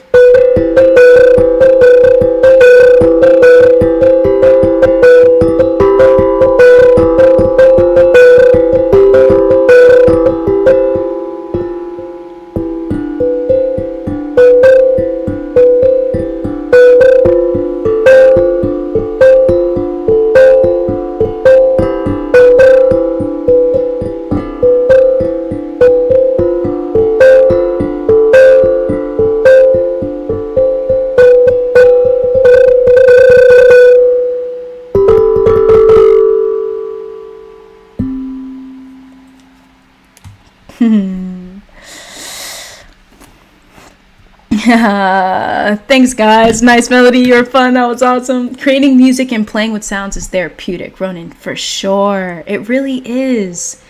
And it's so interesting with music because just like many things in life, music is a pattern.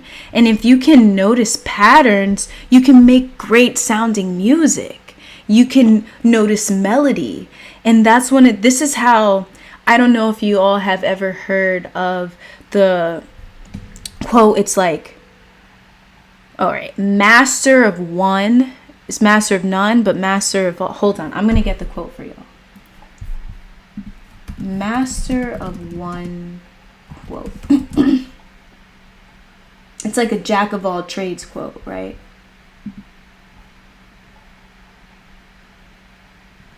Hold on, what? Jack of all trades, but often sometimes better than a master of one. This is how I feel like. When you're often a master of one and you can recognize patterns in there, then you can recognize patterns within all things because life is just filled with patterns. Even in certain philosophies and things like that, even when I play music, I notice that there's certain patterns and it relates to other aspects of life. This is the beauty of inviting more hobbies into our life, because it expands our awareness, for sure. I think I heard that instrument on Minecraft music. Nice. Having a nice little therapeutic melody on Minecraft. If I was an ice cream man, I'd play that instrument and make a pre-recording it and have it play as I drive around. And that's interesting too, because the ice cream truck, it often plays those sounds that sound like. It's very childlike, right?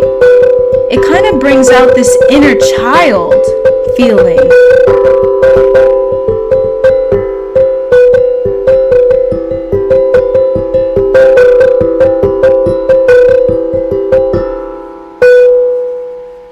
For sure. As I'm looking at all the instruments in my place that need love. There you go. Look, whatever you give awareness to, you give love to. Give awareness to those instruments, Jaden. You give them some love. Ronan, that sounds kind of like melodies I would make when I make beats. Then I would add some other instruments over it. Ooh, yeah. Music is all patterns. It's a language. Yes. Cheers to that. Cheers to that. Music is definitely a language. And then when you tap in more to music, you recognize a frequency, and what frequencies really tap into your heart, what make you feel more vibrant, what make you feel a little less vibrant. That's important to note, right? Especially when you're listening to music and wanting to recognize, what do you want to fill you up? What would you like to be a part of, I would say, your memory, but you know what I mean? Like, it's all a part of creating the environment that you like. Maybe next time I will have a new song for you guys. This is my first song. It's very simple. That's the simplicity about it. Simple. I can't talk and do this at the same time.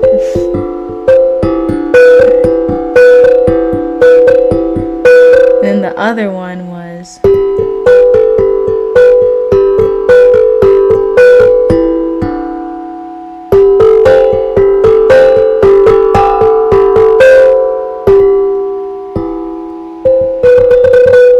Yeah, it's very simple. It's very simple. I don't know if any of y'all have heard of the hang drum too, but check that out.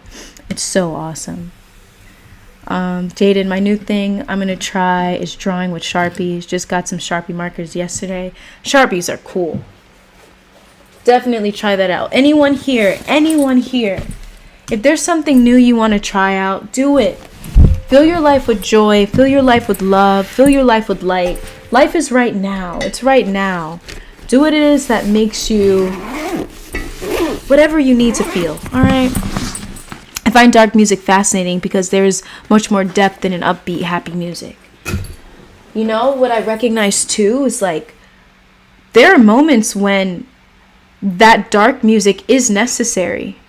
And I find that it's because it validates the aspect of you that feel that darkness.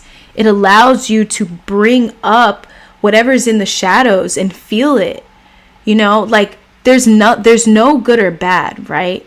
And I would just say that there are certain songs, like especially mainstream, that can be distracting sometimes, I guess it depends on the individual. I'll give it that. It depends on the individual.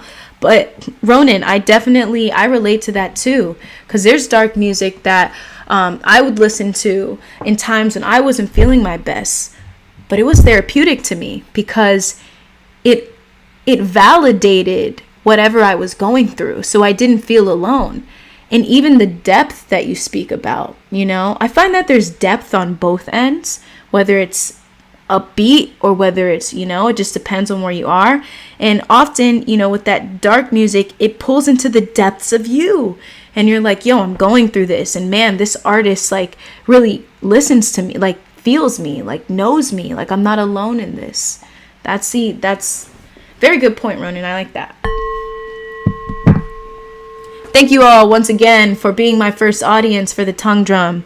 I hope to soon come back to you all with more songs, give a mini concert for you to chill and vibe.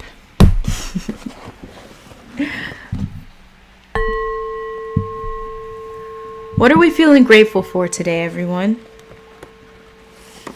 What are we feeling grateful for? I'm going to use this one. Plant-based incense. Check it out. Link in the description. What are we feeling grateful for today?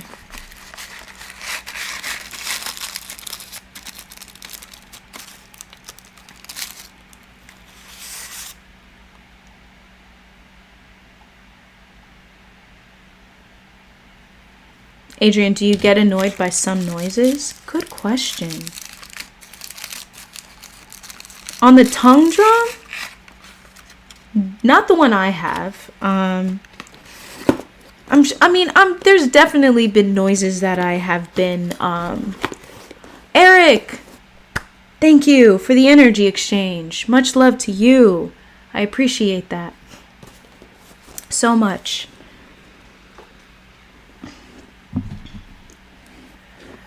I can tell you that there's definitely been noises I've been like annoyed at. For example, maybe, I don't know. I feel like the annoying, it comes from like, I don't know, but I'm just going to say yes. I just don't know the specific noises. Shanti, Eric, much love, much love, much love. Welcome to Here Now Livestreams. Thank you for being a part of this experience. Louie, I'm grateful for trying. Cheers to that, Louie. Cheers to that. Louie, oh my goodness, I got something for you. I wrote this week in my planner, and it's about trying.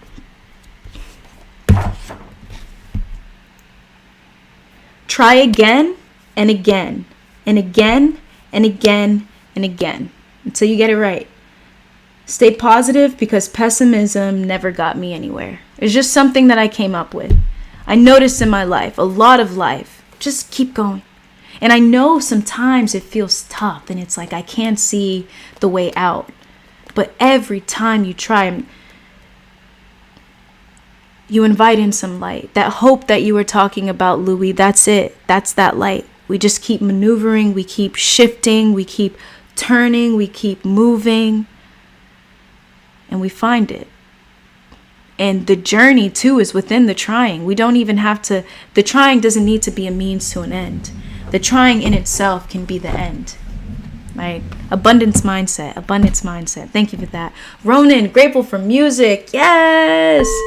Ronan's out here making beats. The beat master over here. We definitely have to chat a bit more about music. I'm definitely, my ear is getting in tune to music, and I like that. Jaden, I do get annoyed by very specific noises. Yeah, we got some noises out here. They're not the best to listen to. Adrian, you get annoyed for sure. Grateful for meditation. Cheers to that. Cheers to space.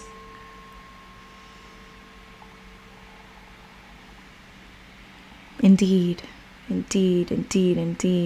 El Chico, grateful for the dinner I just ate. There we go. My brother made some ramen. Cheers to ramen.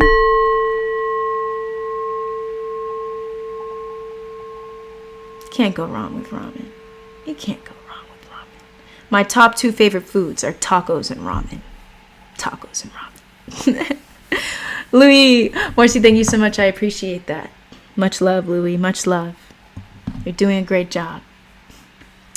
I am Shibi. I apologize for forgetting. Shibi means daughter of the promise or oath. I chose the name because I am one with nature. I do what I can to care for her, so you can say I'm fulfilling a promise.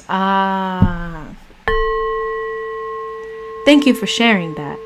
Thank you. Daughter of the promise or oath. I see. So you're sticking to your promise. You're fulfilling that promise. Beautiful. One with the bees. Even though they sting us, we need them. Those pollinators, when I had my community garden, those bees, as well as the moths and the butterflies, those bees were on it. All right? Those bees were some hard workers. Whenever I was growing cucumber, tomato, anything that was flowering that needed those bees, they were on it. They were in every single little. And I grew so many cucumbers. Oh my goodness. Cheers to bees. I'm grateful for bees. I'm grateful for bees. Adrian, I'm grateful for vegan pizza. Here we go. Cheers to vegan pizza. For this, I am grateful. I'm grateful for more things, but I forgot what they are. It's all good. It's all good. You share what arises in the moment. You share what comes up, because what comes up is what we bring awareness to. It's all good. No worries. What we're bringing awareness to is what needs awareness in this moment. In this moment. Jaden, grateful for art and for just removing Instagram off my phone. Looking forward to how I spend my energy now. Yes! Cheers to that. Cheers to that. Y'all, we are thriving.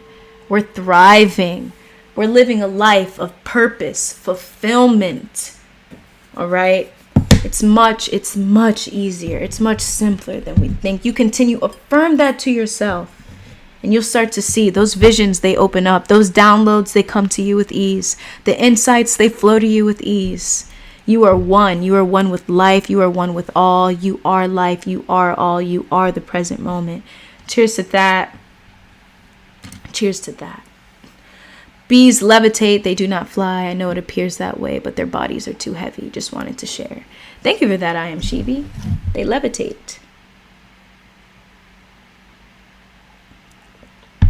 Levitate. And where to redirect it. Yes. Our awareness is everything, y'all. Awareness is everything. Much gratitude for being aware of the power of my awareness, of the power of my energy. Feeling gratitude for prioritizing where my energy goes, where my energy flows each day, and where I direct it, and that choice to redirect it. That's when we start living a fulfilled life. That's when we see and we know we are sovereign. We do not have to, I would say, fall prey to unconscious agendas or things that we may not know, right? Cheers to that. Ooh, I remember reading that somewhere. You have bees vibrate at the specific frequency to levitate. Ooh. That's so cool. We've got a lot of fun facts in this chat. Fun facts. Fun facts, all right? Guinea pigs, foxes, and bears purr. Bees levitate. We're coming out, yo. We're learning the intricacies of the way nature moves, of the way nature acts. Levitation. Yeah, bees levitate and sting me on my stomach. I still love them though. I still love them. Eric, when we turn the mind inwards, God manifests as the inner consciousness. I felt that. Sri Ramana Maharshi. Cheers to that. Cheers to that.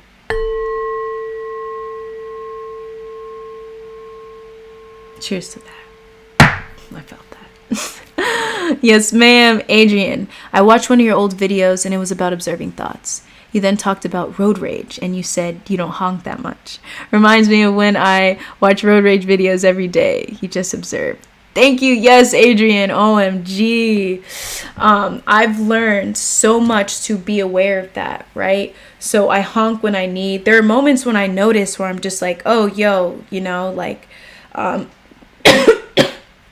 if ever something comes out in that way, I'm like, man, that's just like, it's not necessary. I always know it's not necessary. It's not. And it's such a difference when you are very particular about where you use a horn or when you get upset with a certain driver, because you can really feel that energy flow through. You feel that energy through.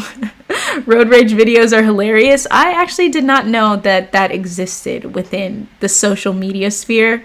There are road rage videos. OMG. That's it. Yes. Choose when you step into the car. Make an intention to be aware. I was reading in The Power of Now. It was either The Power of Now or New Earth, but Eckhart was saying that most accidents are the cause of ego. And it makes so much sense. And when you make that intention to not be so involved in that form of road rage, and really, like, road rage is your, is a form of frustration and anger, and that's your relationship with it, so the more wherever you go, whether it's on the road or out of the road, the more you bring awareness to that, there's less ego on the road. You can drive safely. Driving is really, it's actually very simple in many ways. It's often like high emotions and like when we're not present enough, right? Too much ego, that road rage happens. Yeah, for sure. Everything's a meditation. Grateful for getting a fresh haircut on Friday. There we go. It's a form of self-care. That's a ceremony, yo. That's a ceremony. Adrian, and they teach you well on how to handle them. I also see cops pull over speeders, idiots, and OFC brake checkers. Brake checkers. I'm glad they're getting the brake checkers. I'm glad. Cheers to that. Cheers to road safety and the ones looking out for us on the road. Cheers to that. Cheers to having a car to drive in. Cheers to transportation. Cheers to that.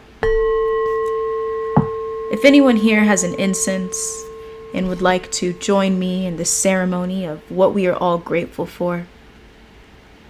Okay, thanks, Adrian. OFC, of course. If anyone would like to join me in this moment, anything you'd like to burn, Palo Santo, incense, maybe a candle, doesn't matter. We're going to acknowledge all that we are grateful for, all that came up within the moment. Give it awareness. Through giving awareness, we give it life, we give it love.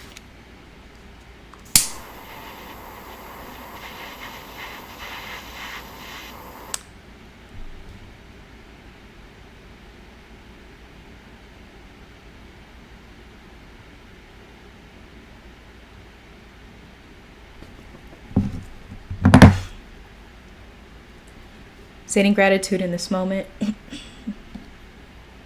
Gratitude opens way for present moment awareness.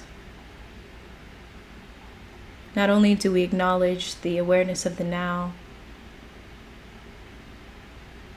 but it opens up space to feel feelings of joy and peace, elevated emotions, high emotions for the now, for being here now.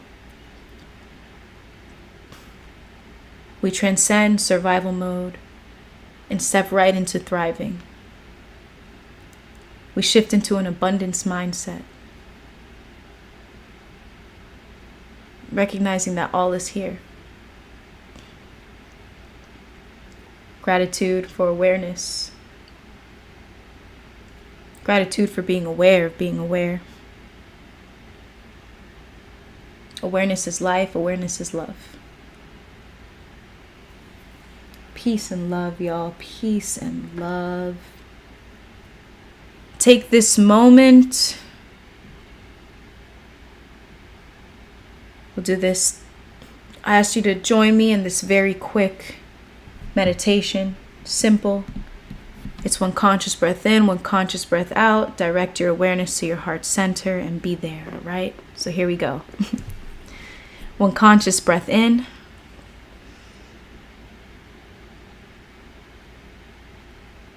One conscious breath out. Direct your awareness to your heart center. Be there.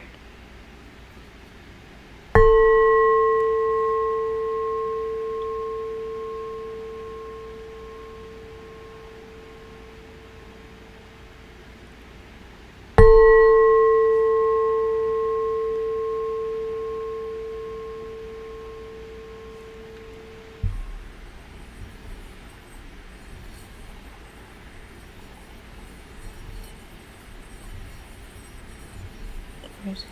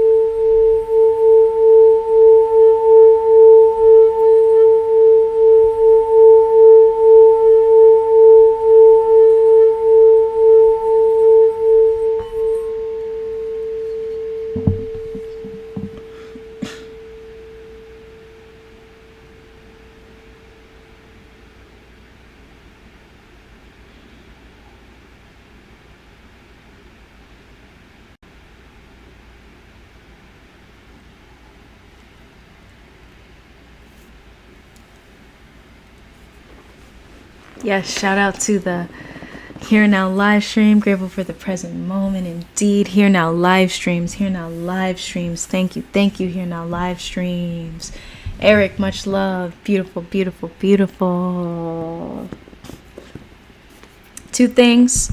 I'm going to do these 2 things, and then we'll shift into our guided meditation.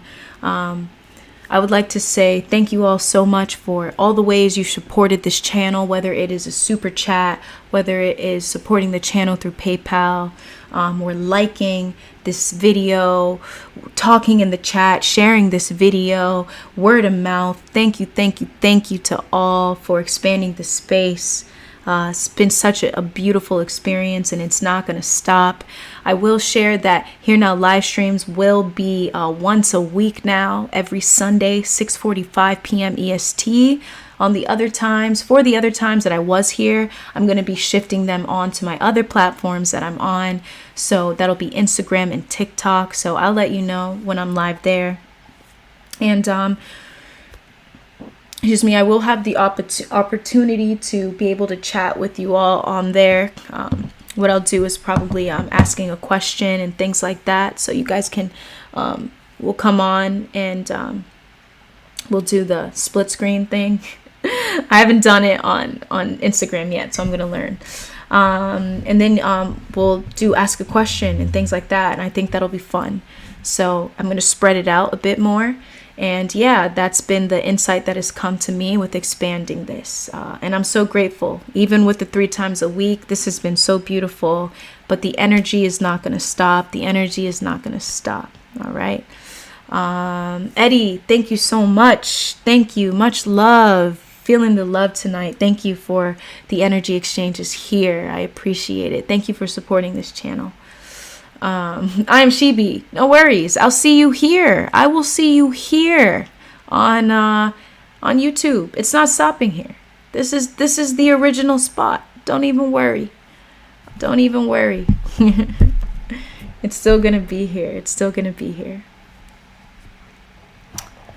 Wisdom tells me I'm nothing. Love tells me I'm everything. Between the two, my life flows. Whew, powerful. Yes, yes, yes, yes. Indeed, indeed, indeed. Much love. Thank you, Eric, for those very deep messages. I'm feeling them deeply. I feel those deeply. Thank you, thank you.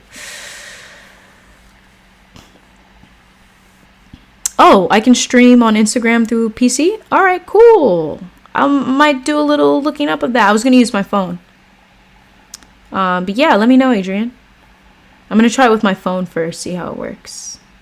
I'm Shibi. Absolutely. Yeah, it doesn't stop. It doesn't stop. I'm going to pull a quick oracle. Then I'm going to read a book from Dao De Jing. I actually have a specific passage that I'd love to share with y'all from here. This book is deep. It's deep right here. It's deep. Also, in the chat, check out in the description. I have a list of books that have inspired me and continue to inspire me throughout my awakening, and this one is in there. When you do purchase a book with the link, I get a small percentage from that. So that's also a way of supporting this channel. So on there is quite a few books that I have read, and Tao Te Ching is on there too. So check it out. Check it out, check it out, check it out. Yeah, I'm going to do my phone first. For sure. For sure. I'm going to talk to the fairies real quick. I want to remind you all, everything is a tool. Present moment awareness is the foundation for life. If I had nothing, no oracle, no book, no crystal, I always know that present moment awareness is here. That I am, right? That I am. Interconnectedness with all things. I love connecting with oracles, reading books and things like that, because it is another reminder of spirit, of source, and being one with source. And once again, the interconnectedness and interdependence of all things, how these cards will pick up on our energy. You choose a passage from this book and it shares with us exactly what we need to know. Like I said, we don't have to try that hard. We don't have to yearn. Continue to affirm that to yourself every single day, and you will see what arises within you. You will see what is your motivation to put one foot in front of the other, taking action, because action, there's fulfillment in what you do. Joy flows through you. It doesn't need to come from a sense of survival, from a sense of fear. Your motivation can be peace, joy, and fulfillment in the moment, as long as you choose. As long as you choose. This is your life. You decide how you want to live it. Okay? Dear fairies, their oracle deck, what does the Here Now Livestream community need to hear? What reminders and insights do they need? How can we expand on our present moment awareness? I felt this one.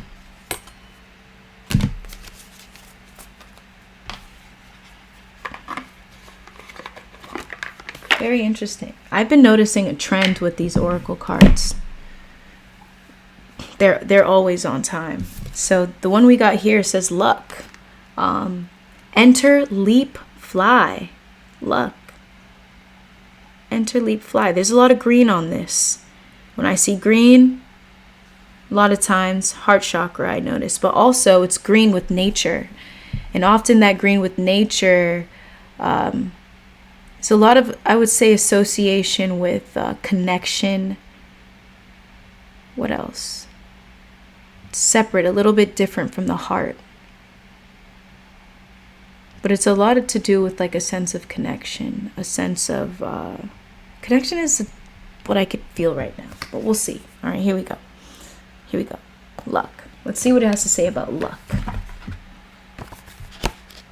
I like to translate these. Whatever I read, I translate them into what I...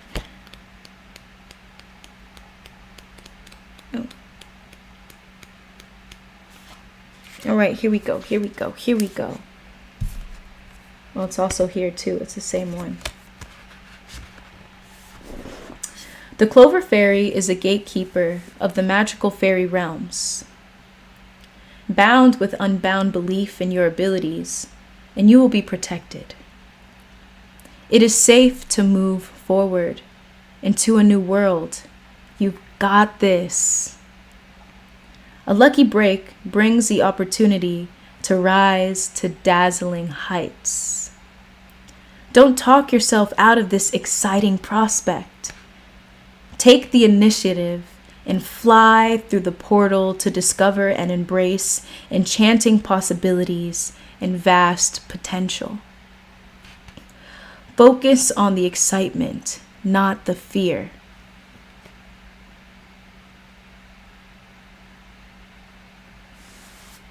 Bro.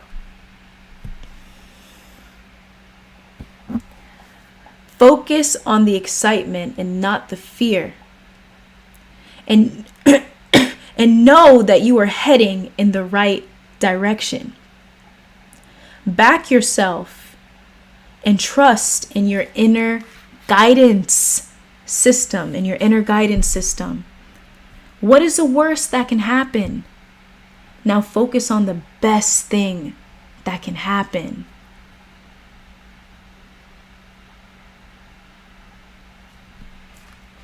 Visualize abundance, success, and an outrageously marvelous outcome.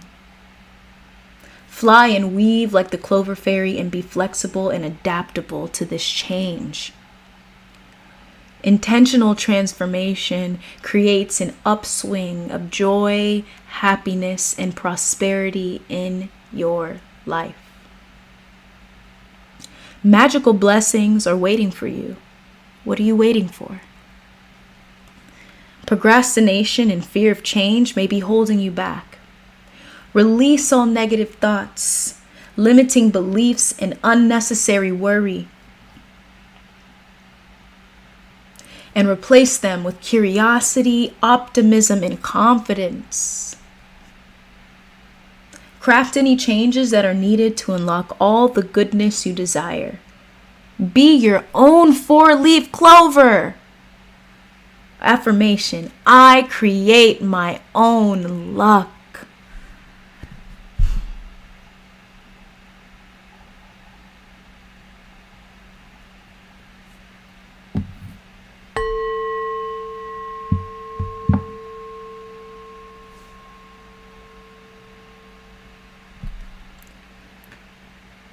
The cards felt our energy. The cards knew. They read it. Read our energy. This is what we spoke about this entire live stream. This entire live stream.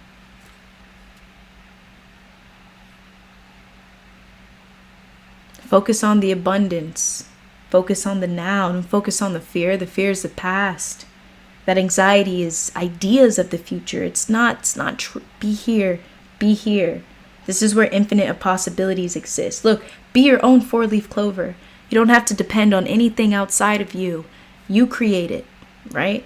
This is what I would suggest. When we're feeling those negative thoughts, limiting beliefs, unnecessary worry, have a ceremony to release it. Have a ceremony to release it. Your awareness is powerful. Intention is powerful. Okay, y'all? That's what I have to share. Affirmation: I create my own luck. Thank you to the fairies. Thank you for your messages. Thank you for reminding us of who we are. Life, love, here, now, awareness, consciousness. Thank you.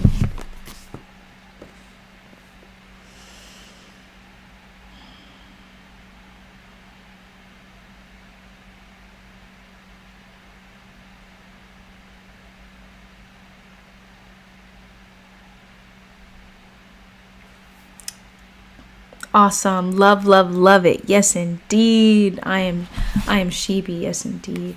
I am indeed. We are not alone. You are not alone. You are not alone. You are not alone. You are life. You could never be alone. You could never be alone. Nope. Nope. Nope. Shout out to the fairies.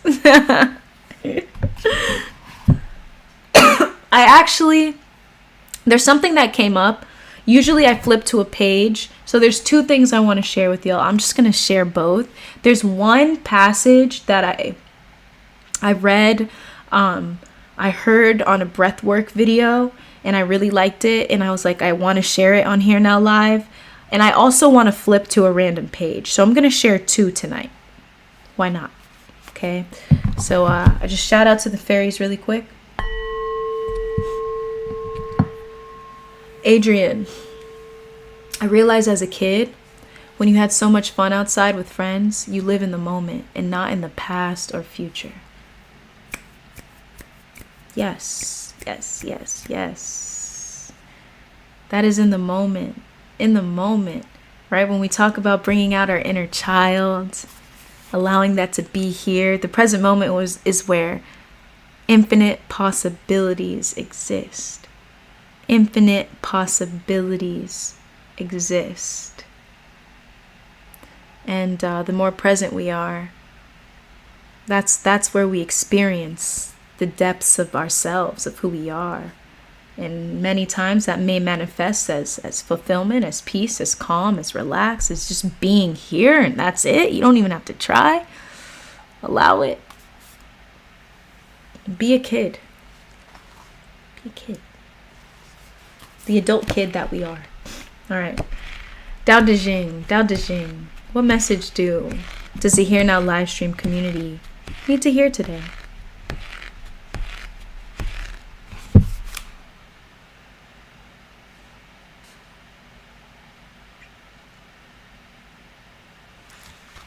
Here we go.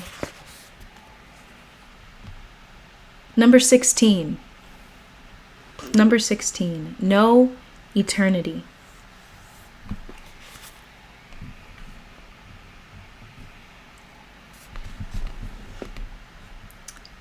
Seek an open mind. The ideal of vacuity. The ideal of vacuity. Actually, I want to look that up really quick. The more calm I feel, the better ideas I have. Yes, and the better I feel. Yes. Sorry, y'all. I gotta look up that word. Vacuity. Lack of thought or intelligence. Empty-headedness. That's what it says. Full of excitement, I listened to my first sermon only to be taken aback by its vacuity. Vacuity. So it's the opposite. It's the opposite of it. Opposite is intelligence. Okay. All right. Seek an open mind. The ideal of vacuity. Seek composure. The essence of tranquility. All things are in process, rising and returning. Plants blossom for a season, then return to the root. In returning to the root, we find tranquility. This leads to our destiny, which is eternity. To know eternity is enlightenment. To ignore eternity is to invite calamity. Knowing eternity means seeing the big picture.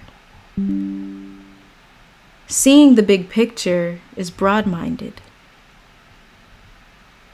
Breadth of vision brings nobility. Nobility is close to divinity. The Tao is divine. The Tao is the eternal. Death is not to be feared.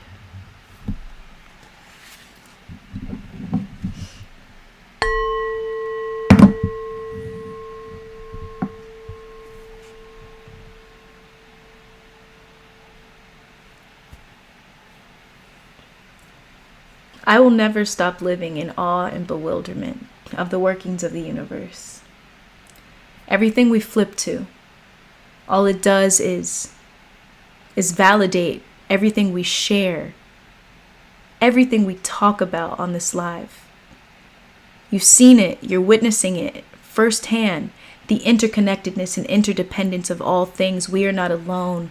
When you speak, your words are powerful. When you write things down, that is powerful. You write your intentions down, your goals down, it's powerful. This right here was another piece of insight that helped along our awareness of shifting from surviving to thriving, right? Returning to the root, to the essence of our being. How can we do that? Hey, through play. Hip hip hooray.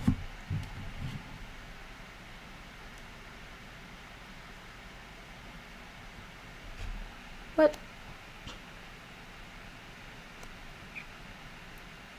You know what? I don't know. I heard it somewhere, but this wasn't it. It said number 8. Maybe it's number 18. Maybe that's all we needed to hear today. If I find that other section, I thought it was 8, but it's not 8.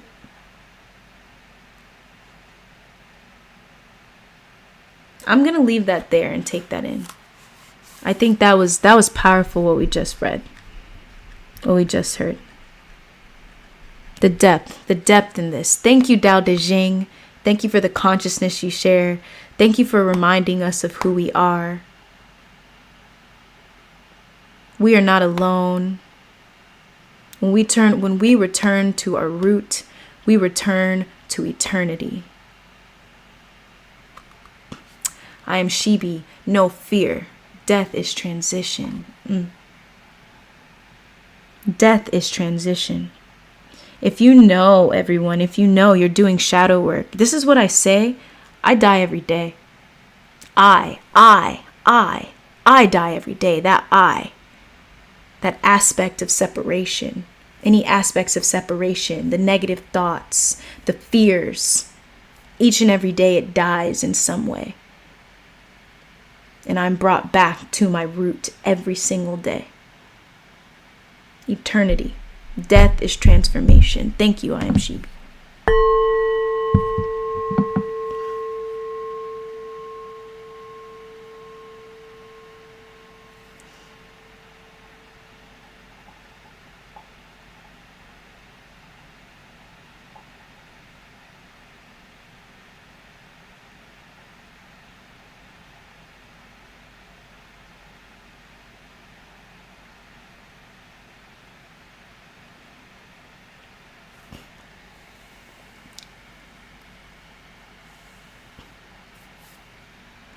Yes, Eric, yes. Very welcome. Eddie, I feel like that too, Morcie. Yes, we're dying every day. Every day. It's not to be feared. It's not to be feared. This is why fear is an illusion, right? This is why also it's important to redefine our relationship with what death is, and along the awakening process that happens. There is no fear, only transformation. Only transformation, that is it. And we see that within nature. This is why when we spend time in nature, it speaks to us. It speaks to our roots, right? We feel so calm there. In nature, it teaches us everything. There's no good or bad in nature. It's just showing us the way of life. It's a mirror of life. Death happens in nature, but also so does life. Nature's continuously showing us life and death. That's it. It's no good. No, it's not good or bad. It's just what is. It's what is. What is. Did you mean transience? The transience? I forgot what I said, but transience is also a word too for it. The transience of life. Trans, to change. Breaking down the word. Right? The transitory nature of life. Yes. Impermanent nature of life. There we go. Transience. Be ye transformed by the renewing of your minds. Woo. There we go. Take care of yourselves, y'all. Take care. Renewing of the minds. Right? The mind is only an island in the limitless ocean of consciousness.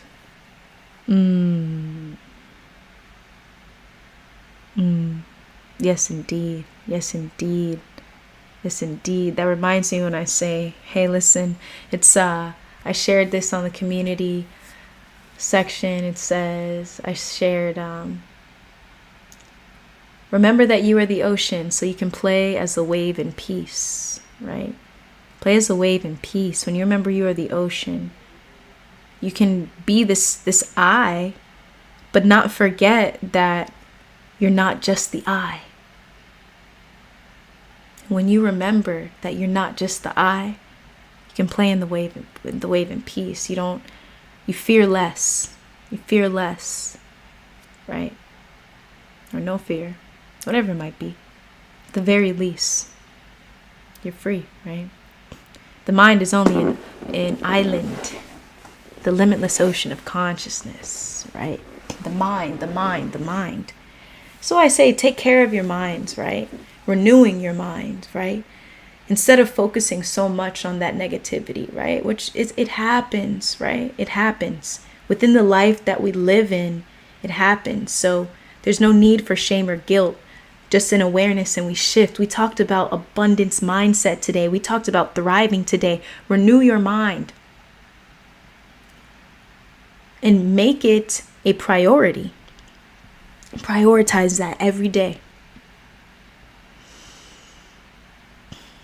And that it dies, right?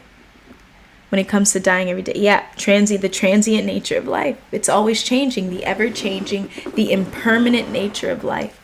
We release.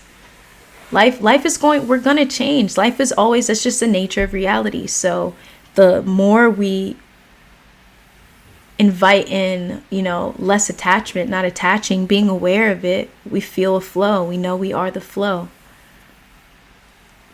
Life is always working for us. Always, always, always, always. Yes. Much love, Eric. Deep, my sister. Yes, indeed, I am Shivi. Yes, indeed. Cheers to that. Thank you, life. Thank you, life, for affirming to us that we are not alone. We don't need to fear death.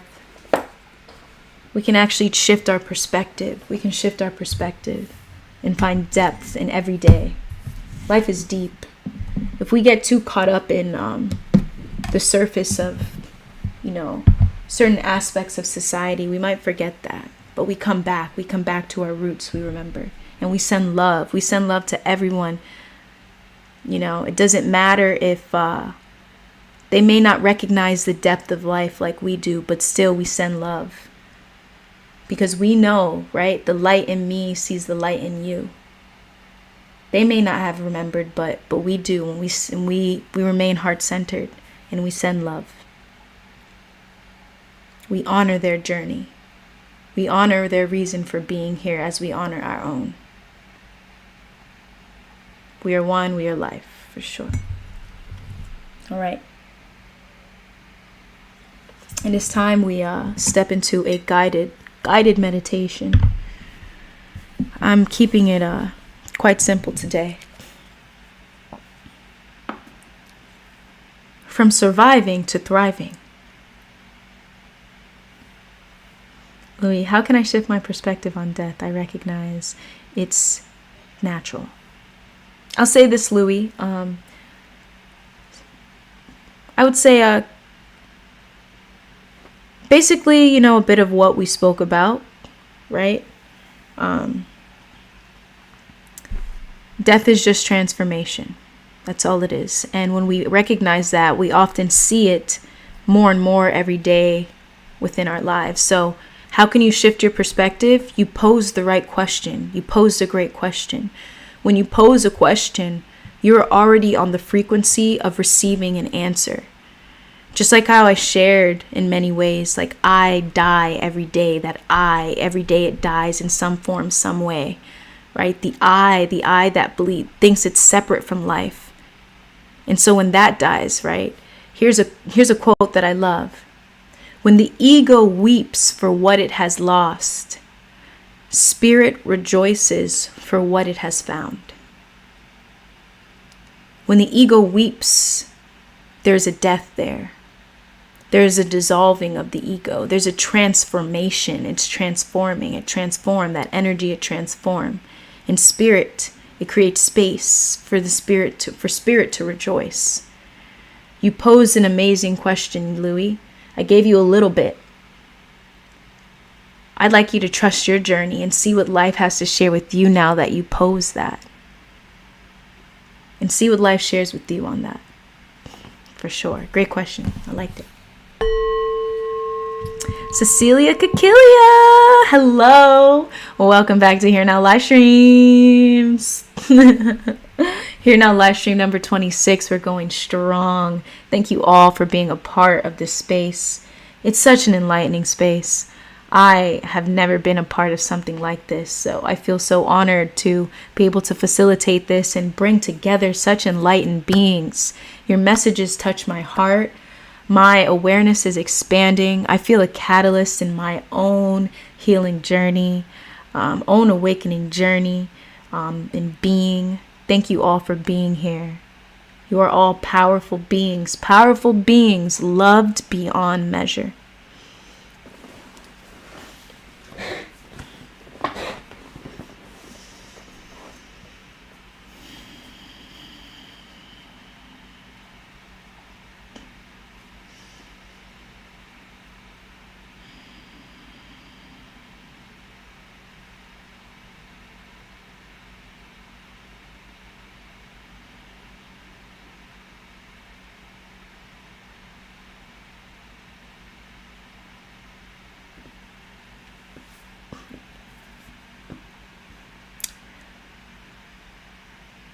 Let's step into a guided meditation.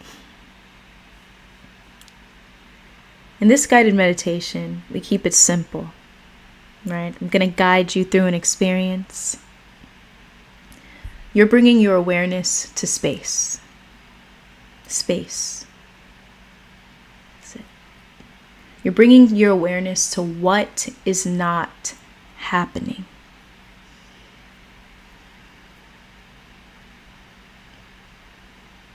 Often we give so much awareness to what is happening.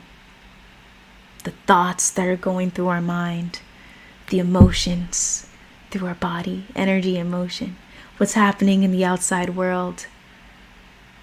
When it comes to shifting from survival state to thriving state, right? Thriving, it's important that we bring awareness to what is not happening. So we don't get so caught up within the chaos and feeling overwhelmed. There's space in everything. There's space everywhere. And when we recognize it, we honor our root. We honor eternity.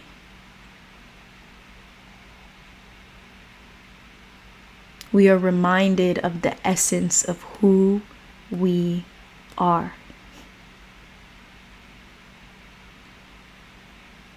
Throughout this meditation,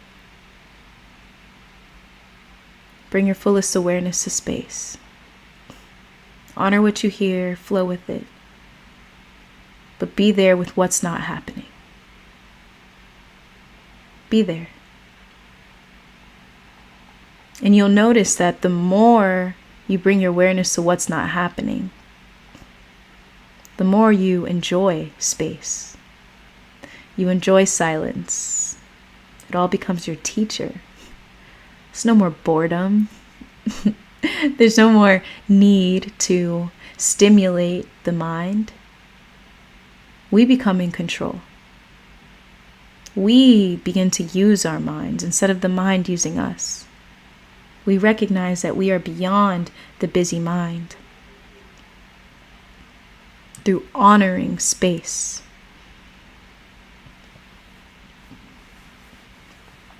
Honoring what is not happening. So for today's guided meditation, set the intention to be here fully and honor space.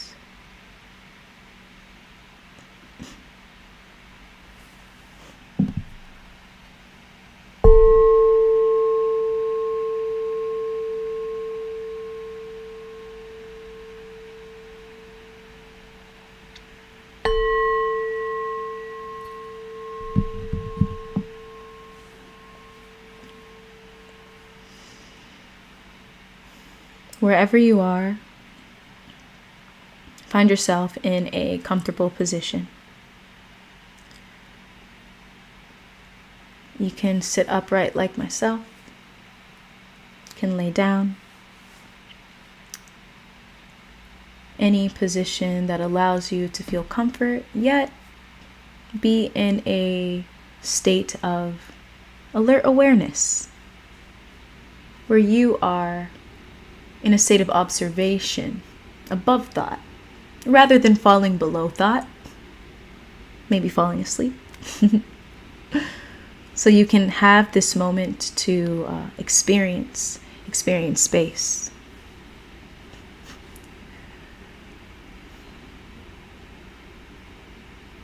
in this comfortable position, notice any tension within your body and release that tension. Your face, relax your eyebrows, your jaw.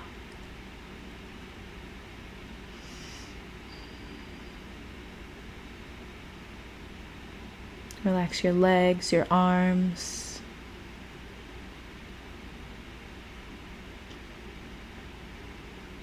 Allow this to be a form of surrender in the moment.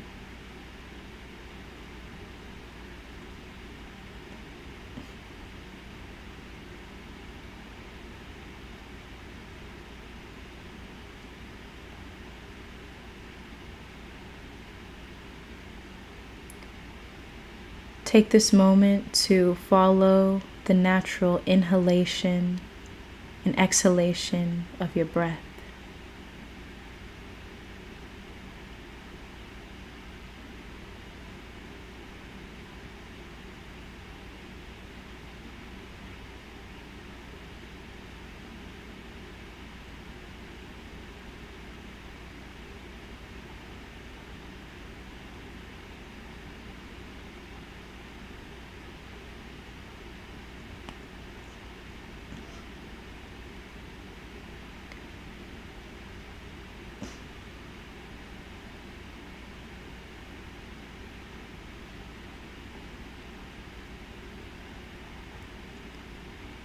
Take one conscious breath in.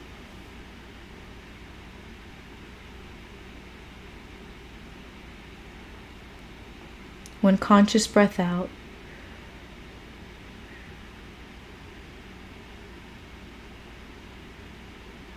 And bring your awareness to your heart center. Be there.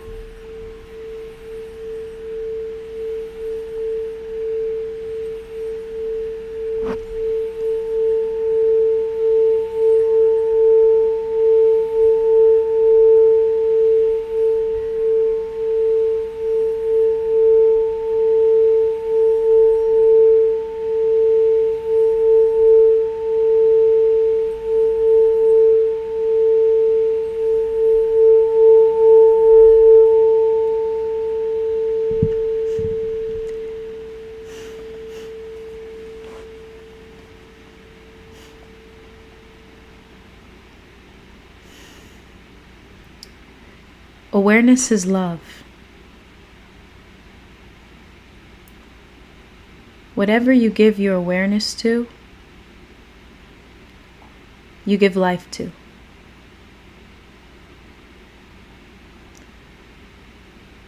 Awareness is life. Whatever you give your awareness to, you give love to. Breath is life. When you give awareness to breath, you give awareness to life.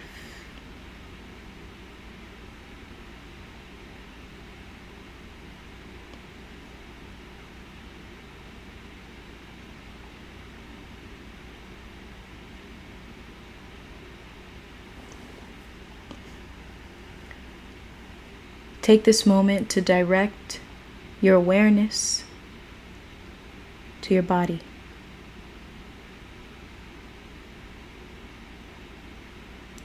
Starting with your toes to your heels.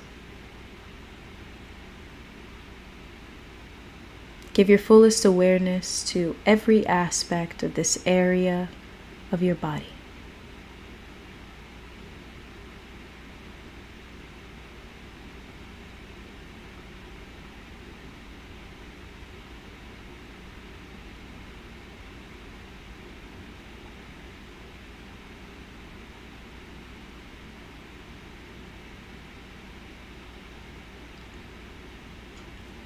shift your awareness from your heels to your knees.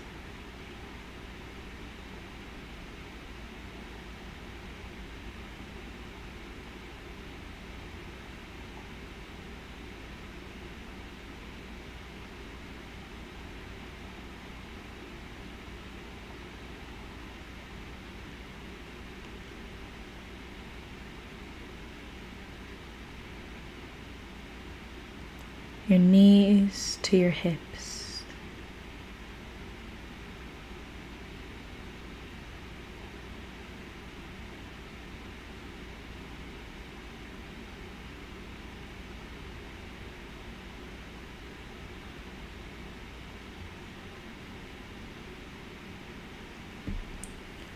Your hips to your chest.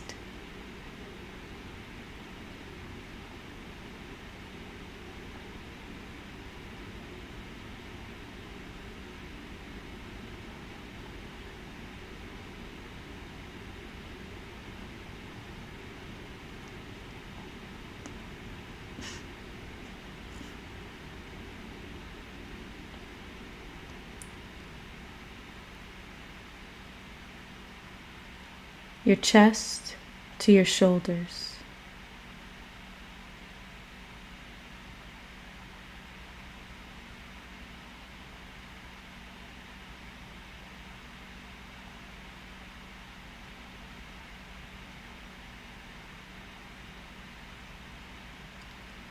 Your shoulders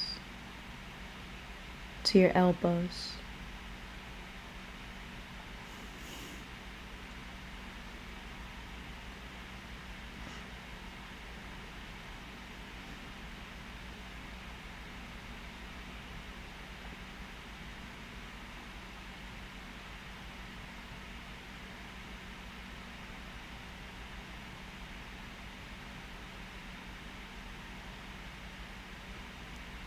Your elbows to your palms.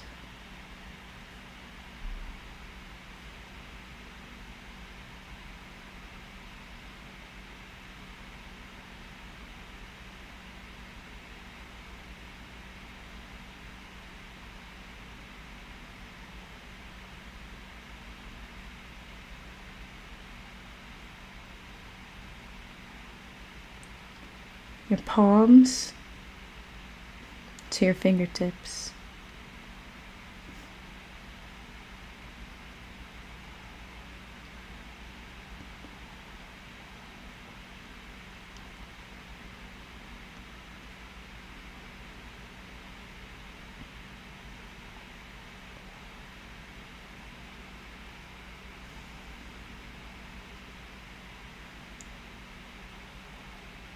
Bring your awareness from your neck to your jaw.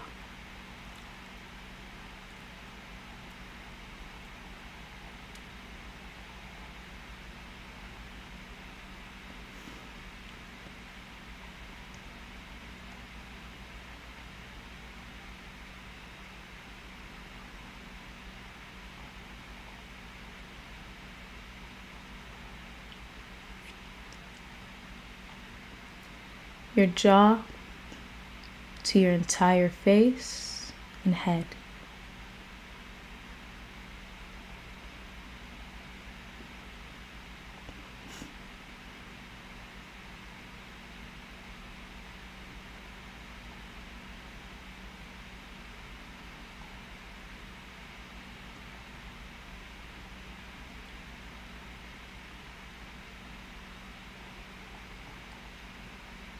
Take this moment to send your breath to every aspect of the body. Take one conscious breath in.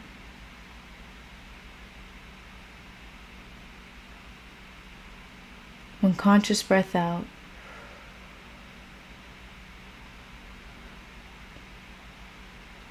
Filling the body with life, love, awareness, and breath.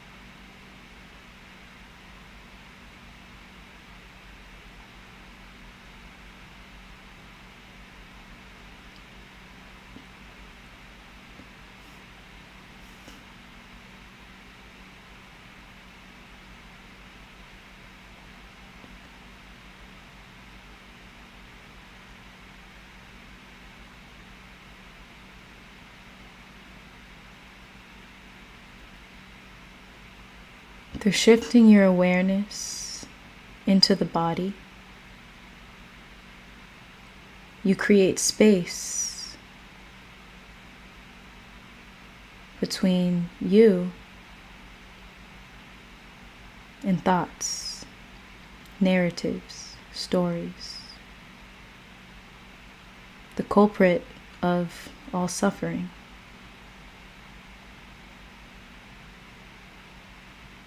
Through bringing your awareness to the body,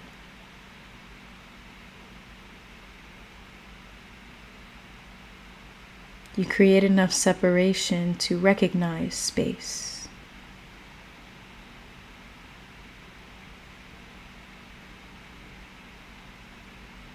To recognize your root.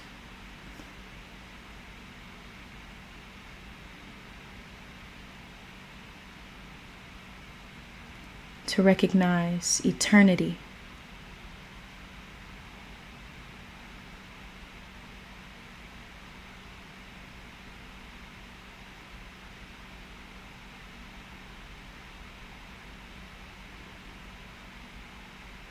Notice what it's like to be here.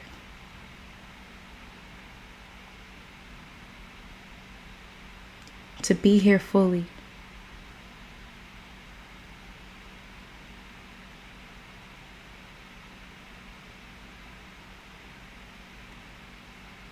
Simply by bringing your awareness to the groundedness of the body.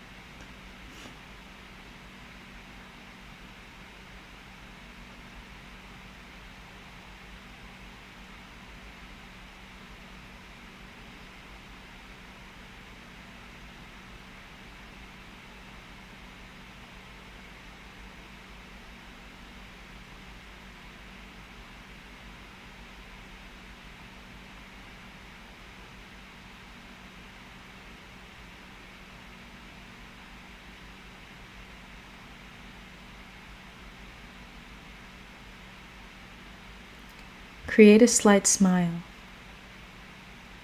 by curling the sides of your lips.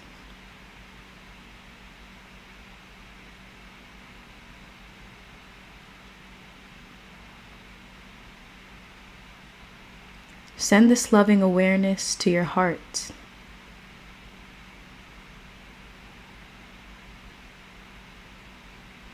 Give it thanks. Gratitude.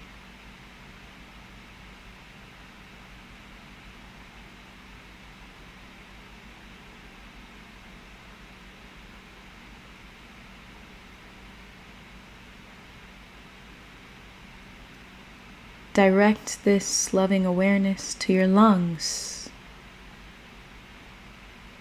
giving it thanks and gratitude.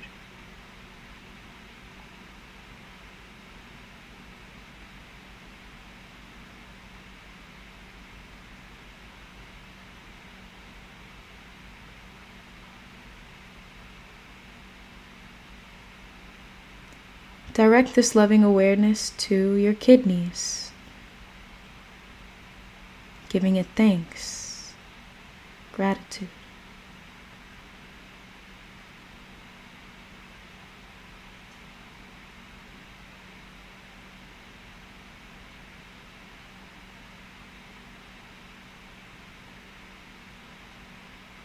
Take this moment to choose any organs within your body, the organs that work for us even when we are unaware.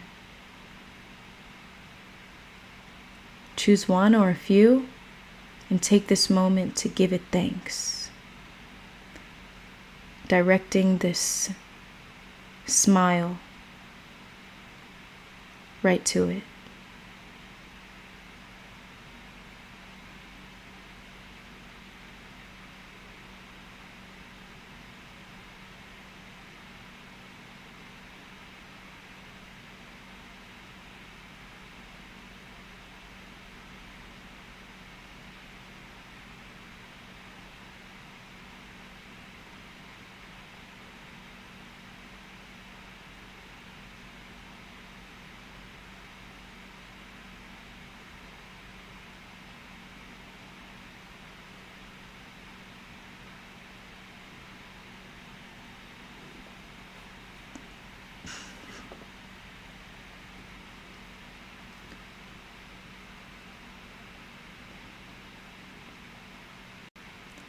throughout the day and throughout the night and the rest of your day.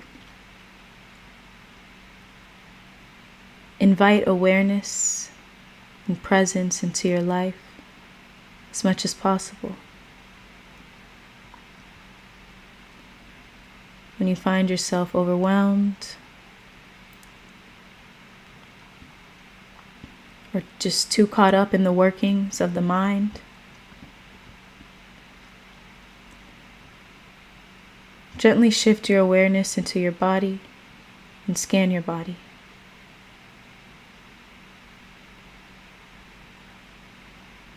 Give yourself an opportunity to open up space.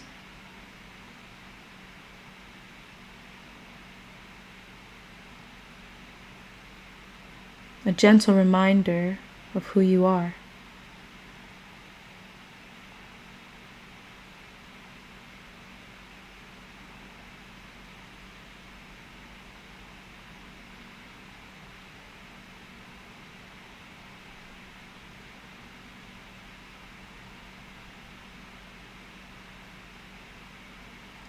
Thank yourself for this practice.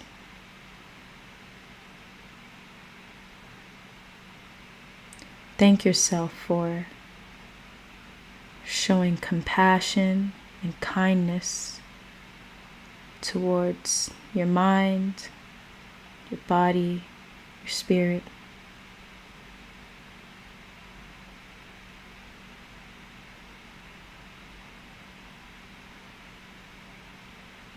For bringing awareness to space, to what is not happening, so you can remember who you are.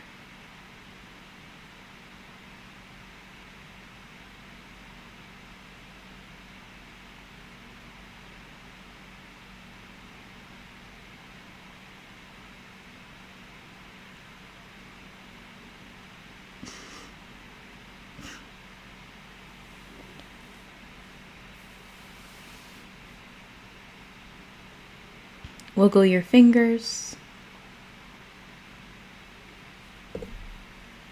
your toes, open your eyes.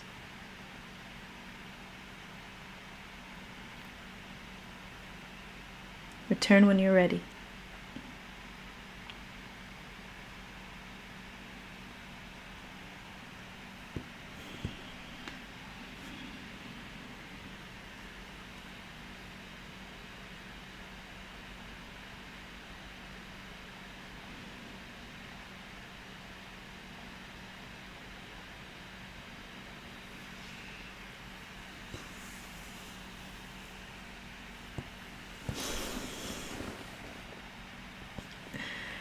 After every guided meditation, my eyes are like this.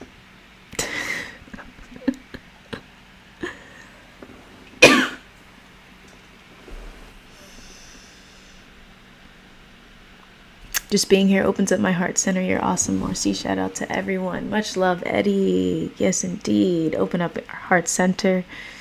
Indeed, Adrian. Accepting does not mean condoning. Indeed, indeed.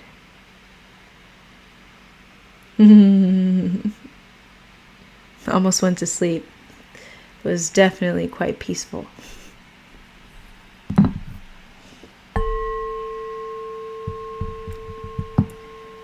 Thank you once again for your energy, your positivity, your wisdom, your consciousness. You, a mirror of me, I, a mirror of you. Thank you each and every day. Thank you for being you. To everyone who showed up in this chat, everyone watching the recording. Thank you for being you. Thank you for being here. Thank you for being now. Here Now Livestream is a space where we expand our present moment awareness. And in this space, we did so once again. Once again. I'm sending you all love. I'm sending you all peace. And I'm sending you all continued presence. Live in a state of gratitude.